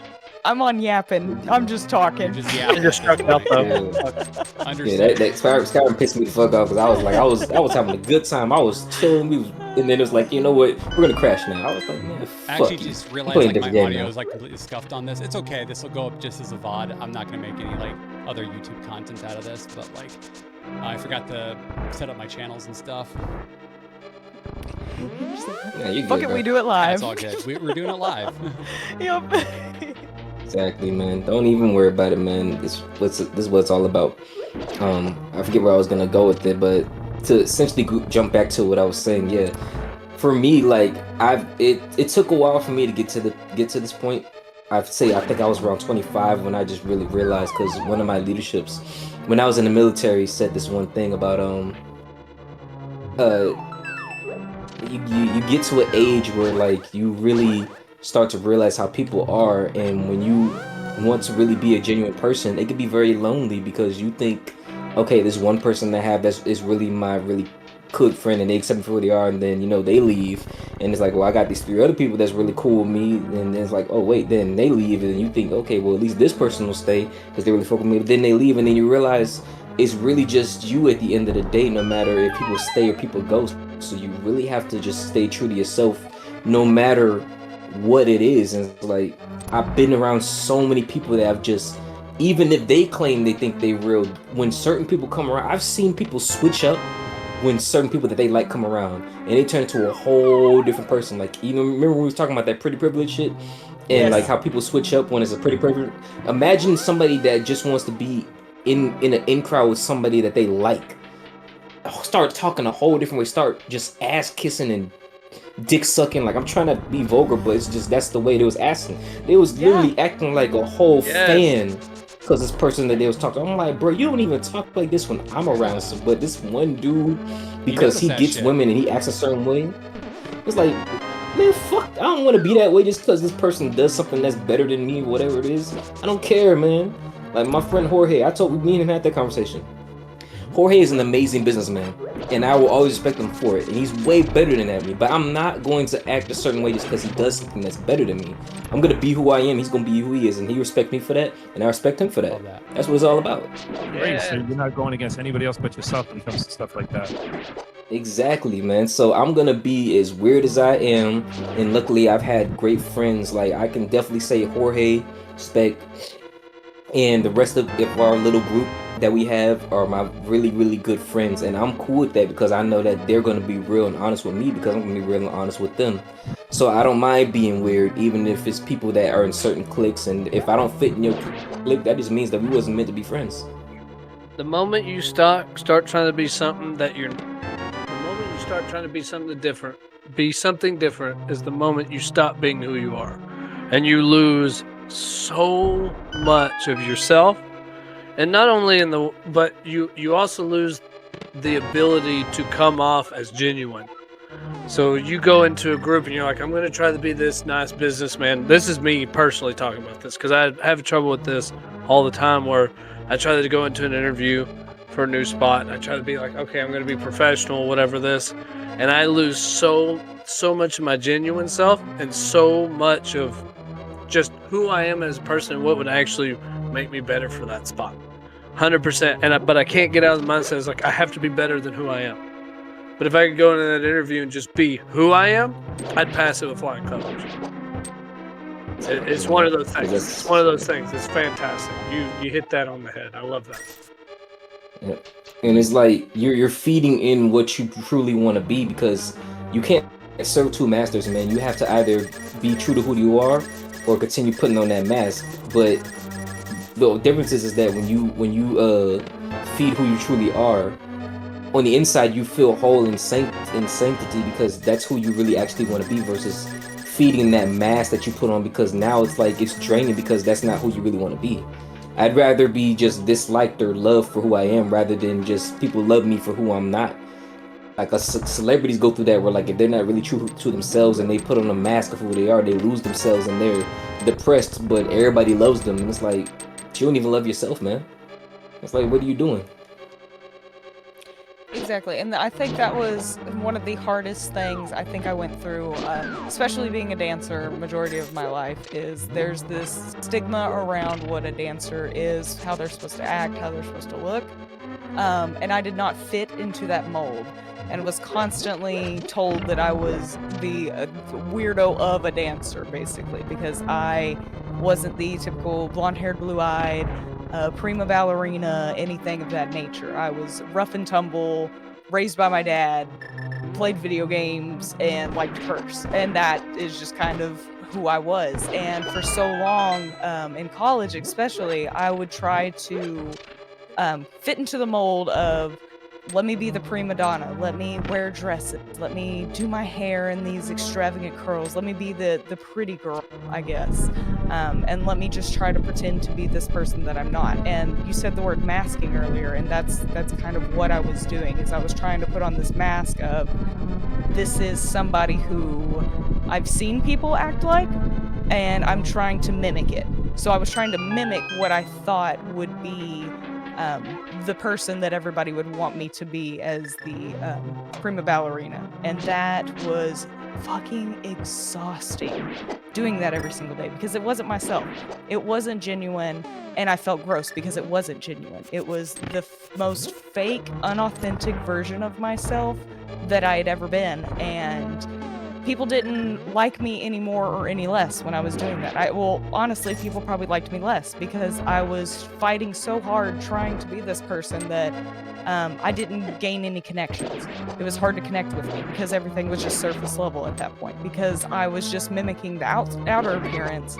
I hadn't been able to figure out the inner kind of workings of it. So regardless of how you talked to me, spoke to me, on the outside I looked a certain way, but on the inside I wasn't able to convey the I'm the pretty princess that everybody wanted me to be. And that, it took me a while to kind of get out of that idea, I guess, of not everybody has to be the same. You don't have to conform in that sort of way to be successful in dance. And not that I'm like a huge, like, went to Broadway and did all this kind of stuff, but I was fairly successful in dance. I mean, I've professionally, I guess, for 20-something years, going through studio dancing to high school to college dancing. I got a full ride scholarship. I got to go to London and dance, do performances, got to perform on cruise ships, all that kind of stuff. So that whole idea of this is who I need to be to become the best of the best dancer was not something that I needed to do. And it took me a while to realize that, because it's like, no, people wanted me and liked me because of the original way that I came into the group, which was the weirdo rough and tumble. But for whatever reason, I got the idea in my brain of, well, people will like me more if I try to become like everybody else. And it didn't work out that way. It would never have worked out that way, because I would have never, that wasn't just me to begin with. So how was I supposed to, I don't know, keep that train going, basically, of this is not my authentic self. I'm going to have to rewire my entire brain chemistry to become this person that I'm not and don't want to become.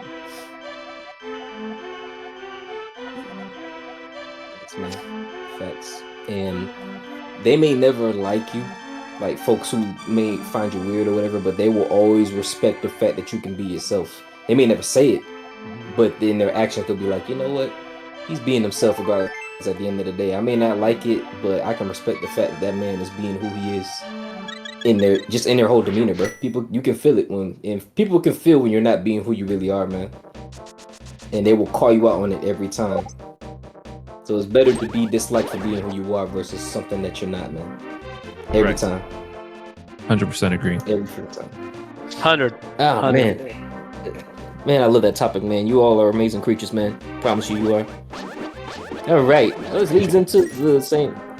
Yeah. Say again? Yeah, it's a good one. Yeah. Next question is the many masks we wear. Do you wear any? If so, when do you take it off? Anybody can go. Thanksgiving. I'll go last for this one. I got so, I wouldn't say, at least as far as for me is concerned, I wouldn't say masks, but hats. Depending on what I'm doing, who I'm talking to, I wear a certain hat. And more often than not, you know, people don't understand when I take one hat off and put another one on. They don't catch it until like 5 or 10 minutes into the conversation. They're like, hey, I was asking you a question about this, and you're being very serious or direct or stern about something else, about another topic. It's like, all right, well, I don't know what to tell you on that one. A lot of times, because I go into coach mode all the time. That's my prime example. Because I'm passionate about it. So you ask me a question, talking to me as a friend, and I instantly go into coach mode. Because I disassociate my emotions from the logic, and I just start sharing just knowledge with you. If you want someone to, I could have asked, would you like me to just listen, or would you like me to give some knowledge? And more often than not, they're like, oh, you can chime in, but they don't really mean it. A Yes. lot of people lack Oh my that God, emotional yes. intelligence. Oh my God, so many people will be like, yes, I want your opinion. And you could answer it exactly how they wanted you to answer it, and they'd still be I don't want to say ungrateful. They don't like the answer they heard, so now they're complaining about it.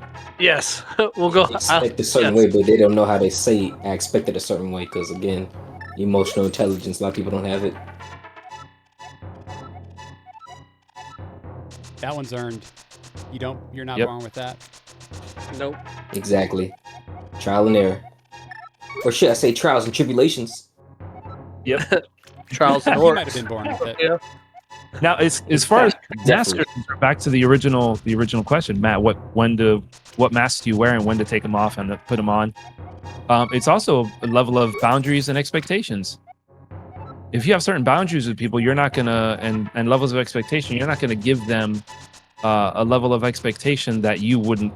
You're not trying to receive something that you wouldn't give. So, if you're just a friend, I'm not going to expect or give things beyond the level of friendship that we have. So I'm wearing a mask facilitated towards our relationship. Yeah. So, and it's not an unhealthy thing. It depends on how you're wearing a mask. If you're pretending or if you're being legit.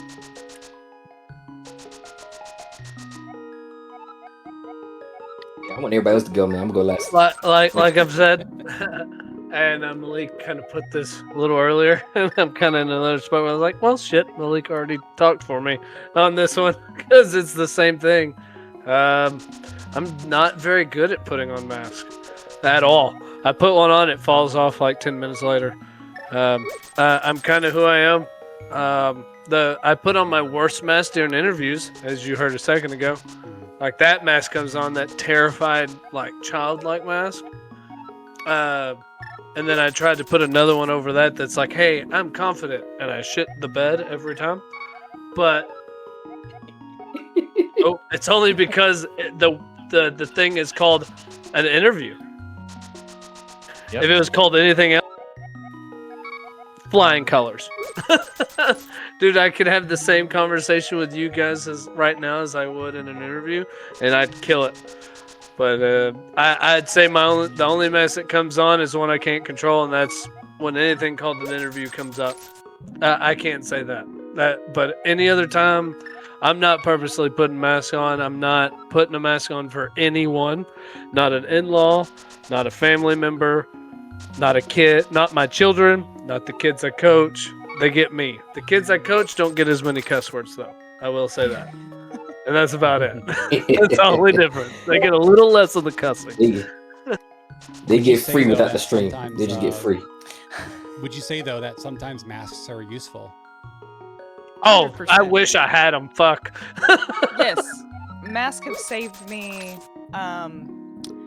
just having certain trauma that has happened in my life. Masks have literally saved me from, I hate to use the word crashing out, but have saved me from spiraling into deeper, kind of darker places. I can agree with that. Okay. So it's kind of... Hang on a second, I'm sorry. You're good. So I was being interrupted and I didn't want his voice to carry on through. I keep trying to mute my mic often. But I completely agree with that. And that's why I was saying it's more of a hat than a mask, because you have to put your brave hat on, shield yourself from the traumas from the past, but you still want to be your authentic self. And that's where it's kind of a fine line. But that's why I like the hat analogy over the mask analogy, because dealing with the traumas and things like that, it's best to know like when to switch them, when to change them out. But yes, absolutely. As long as the mask metaphor that we're talking about is for those reasons more like a hat, then absolutely 100%. Some people, they put on a mask meaning changing their character, changing who they are, as opposed to putting on a hat of bravery, a hat of wisdom, a hat of intelligence, the CEO hat or the employee hat or the worker hat, the general hat, the soldier hat. There's all different thought processes for each I'm so glad you made the difference between the hat and the mask thing, because I was going to ask you once you finished, I was going to ask you, I was like, hey, do you see the difference between the hat and the mask being this? And you're like hitting it on the head. I'm like, God dang, that's so perfect. Sorry. No, you're good. Please, if there's something I say doesn't stick or you have questions, by all means. Oh, it doesn't stick. It's knocking it out of the park right now, dude. Yeah. I mean, you're hitting it on the head, brother. That's perfect.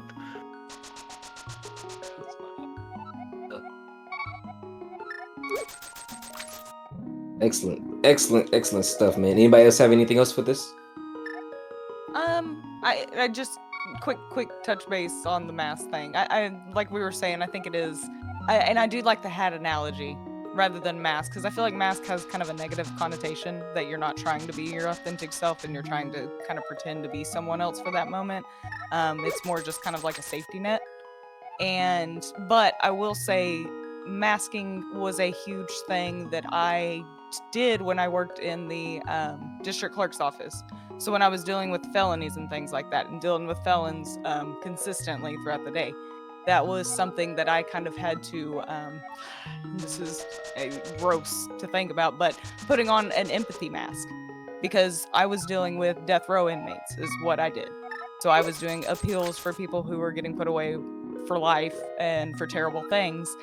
And you still want to treat them as people, but also I've just read through 10,000 pages of how you've done miserable things for the last 20 years, and I have to pretend like that I didn't just read that and treat you as a human being. So I would say that was one of the masks that I would have to put on. Yeah, is I would have to be cordial with you because I am in a business space and this is, a government building and I can't curse you out right here in like in front of everybody, but I still would have to it's still in the back of my mind. It's like, okay, I know what kind of person you are, but hey, let me speak to you as a human being. So that was one of the masks that I essentially had to wear for a few years until I quit that job because, got a better position in another job. And I'm so glad and blessed that I was able to, because I was whooped every single day. Every single day I'd come home from work, I would be fucking exhausted because I had to do that for 7-8 hours a day.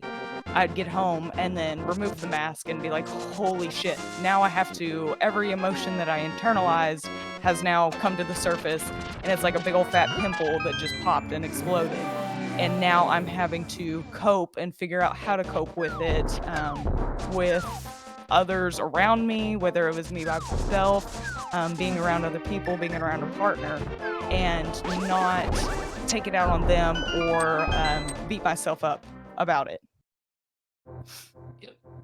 Absolutely. I know, and the higher level of empathy that you have, the harder it is to do that. Oh, God, yes. And the more decompression that you need to do and the more release that you need to do, because you're now internalizing other people's emotions that you've interacted with. Exactly. So now you got to focus on all of that as well. So it's definitely, it's how do I put it? I would say it's like a hockey mask, because you're going to war, but you're also making sure that they're treated a certain way, with with some dignity as a human being. Yeah, dignity. That's exactly the word. Yeah. Also, 15-minute grace period. We have 15 minutes before it's 9 o'clock. I know Zenef said he only has 2 hours to be on here, so that's 15-minute warning for him. Okay. We just got 2 more that we can bust through real quick. Hell yeah. As far as my max stuff, I know I said I was going to go last, but I'll go for it real quickly. I recently had a funeral because I lost a family member and everything, and usually it's okay, it's all right. I processed it, I'm good. I'm only speaking on it now because it's important with the mask thing. There are family members that there's a lot of unresolved issues that I had with them, and when you have unresolved issues and then someone passes away and then you all have to come and meet each other, those unresolved issues on top of you lose somebody, that all comes to a head. And for me, I just equate it to, it's a time and place for everything. A funeral is not a time and place to be talking about some things that happen between you and that person. So you just learn how to focus on the bigger picture rather than the feelings you may have accustomed about that person that you've had. So I equate it to that. It's like there's a time and place for me to say certain things, and I know that through therapy and through things that I've done, that you got to learn how to say certain things at a certain time when it's time to say it. And I've done my best to find those places to do it. And I won't say I put on a mask. I say it's just I learned how to navigate certain spaces and say things when it's time. Like how Woody said, like when she's ready to process the emotion at a time where she's in a safe space where she can actually unapologetically and safely say it. And it's not going to be something to where somebody just takes it out of turn.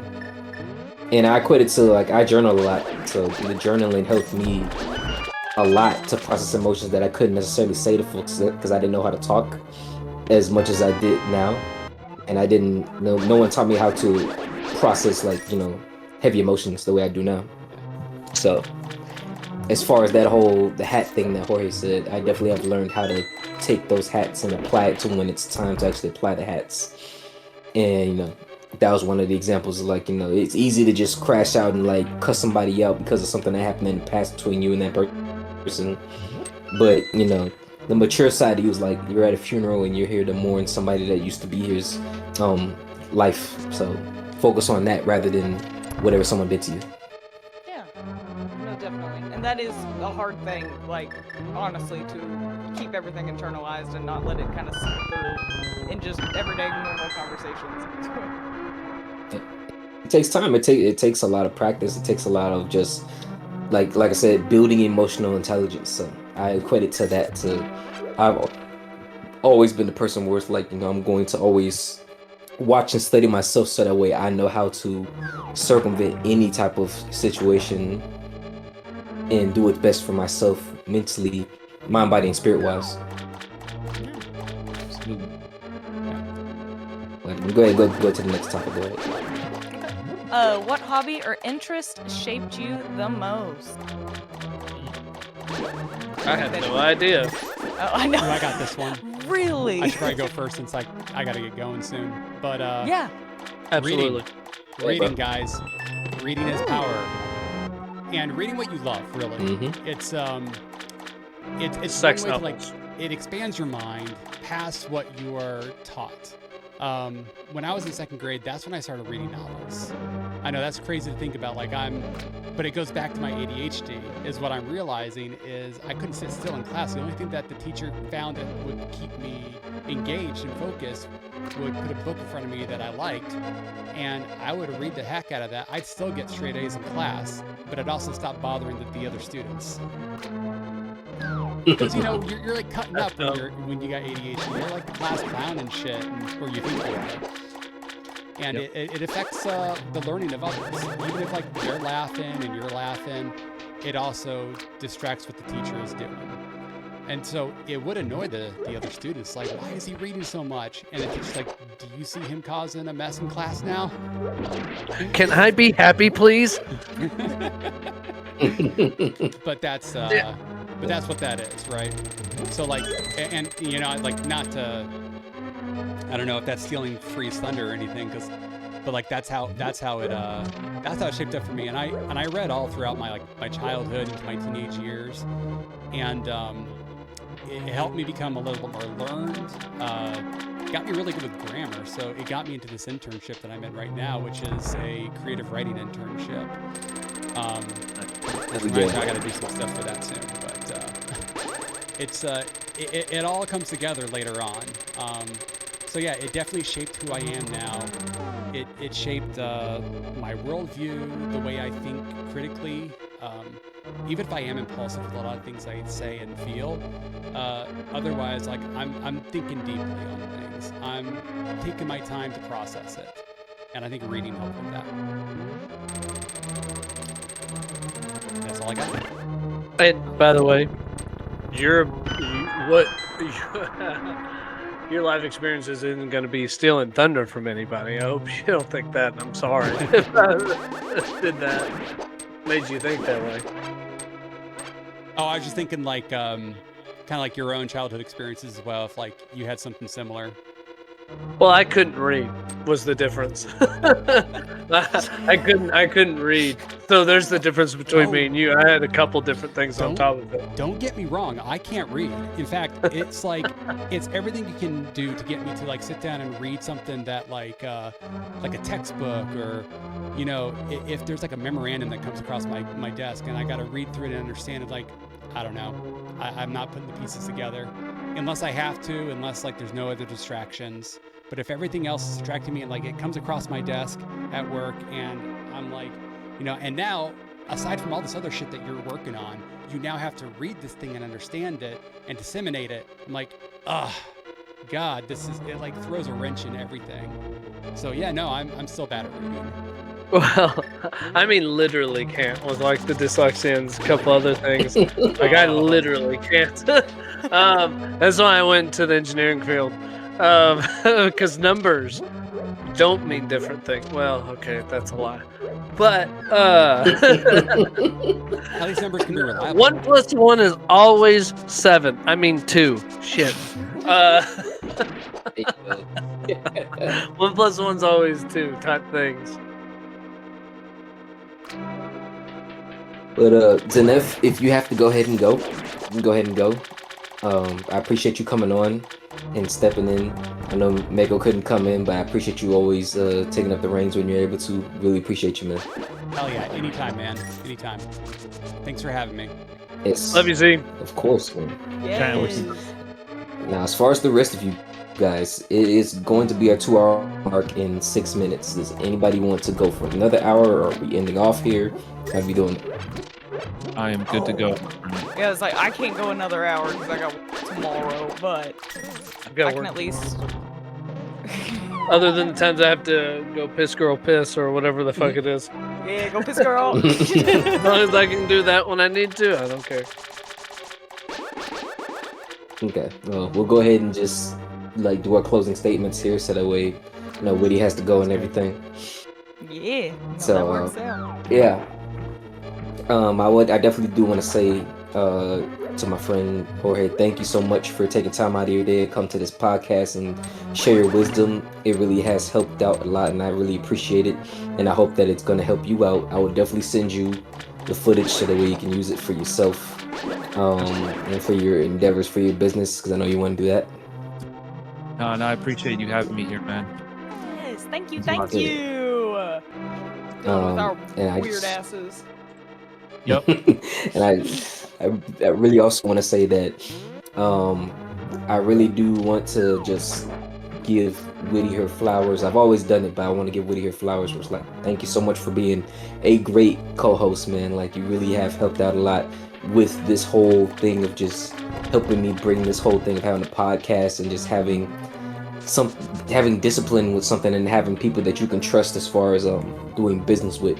Because I really do not like doing business with a lot of people, because people could be shady and they could be just greasy and weird, especially when the money comes into play. But just having somebody that really has a genuine spirit, it really does mean a lot to have somebody that I can call a good coworker and a good friend, man. So I appreciate you a lot for everything that you've done at this point.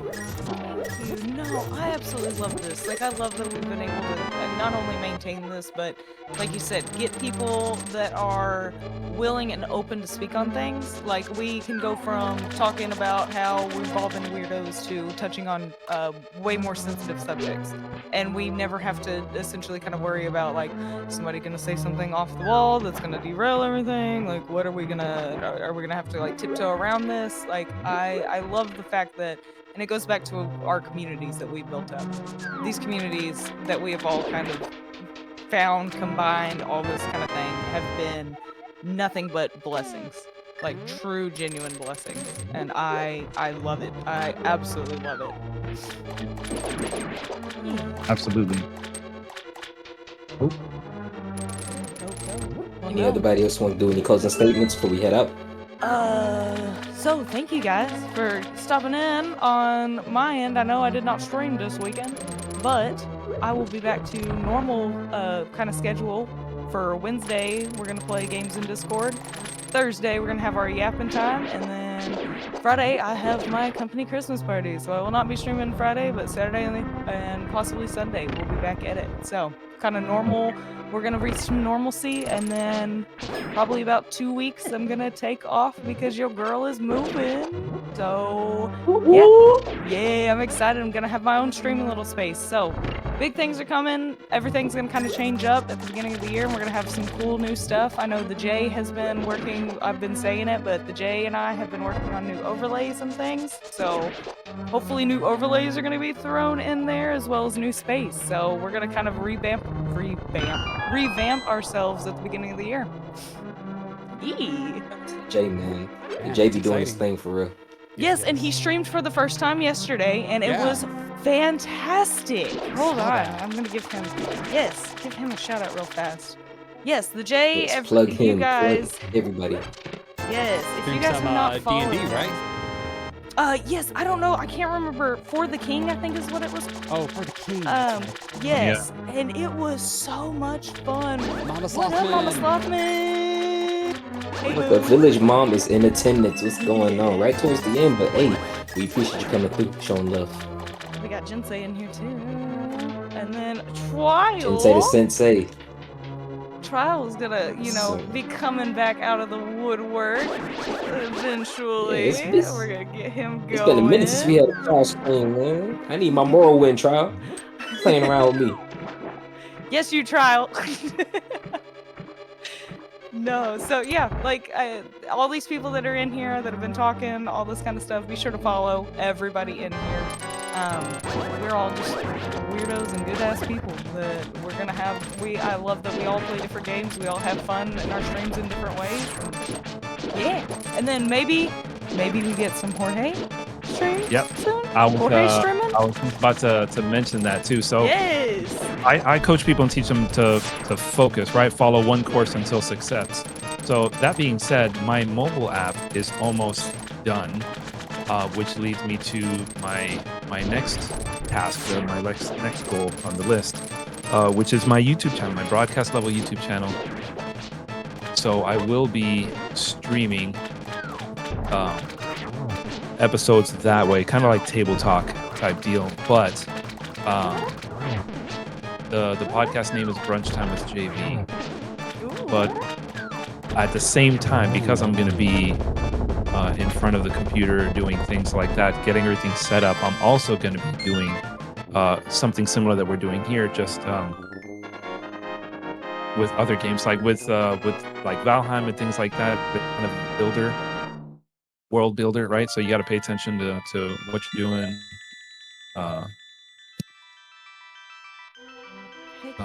Where you're going and all those things, stuff like that. So you're tapping into Twitch and YouTube then? Yes. Okay. So I just created a Twitch account, and I'll be pretty much doing both simultaneously, depending on the topic, right? Because sometimes I'll be talking about, as far as mental health is concerned, the personal care, right? Doing some of the things that bring you joy, that bring you happiness. For modern day and age, it's video games. Video games bring people joy and happiness, and a way to decompress and disconnect temporarily or briefly from, the day-to-day struggles and strife, right? Just a way to navigate and make sure you're taken care of. Because if you're not having fun in life, if you're not enjoying life, then you're not living. You're alive, but you're not living. So, and it's quite a difference. So glad to have gotten my dog to come into the Twitch game, man. So, like I said, Jorge, you're not aware of it, but I'm gonna let you know now. I actually did let him know. So, yeah, whoever gets to partner first, which is basically getting 75 people for X amount of days and X amount of hours, we're gonna make a Teams page on Twitch that's gonna link everybody who streams, so that way we all have the same hub of people. All of our consumers, all of our fans will be able to connect with everybody that we talk to and connect with. And I feel like it'll be a good thing. So whoever reaches it first, whether it's me, Witty, or Zenef, or whoever else is streaming, we'll get that situated, and then everybody who's been connected will be a part of it. So definitely keep streaming. Do not let up on the streaming. Hell yes. Yep. Gotta be consistent. Appreciate you all, man. Every time, bro. Every freaking time, man. I appreciate you all. Thank you all for coming through and having a good time. You said, Zenef, you said you put Jorge's YouTube channel? I can. Yeah. Since he mentioned it, go ahead and if you have it, give it a plug. Yeah, I got you.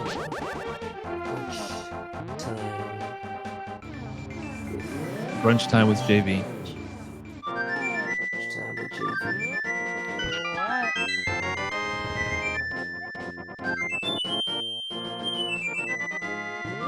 Is the that's all together, right? Yes, all together. Okay.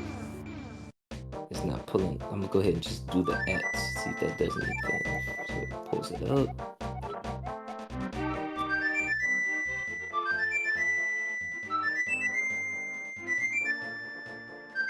It's not pulling up. Hang on.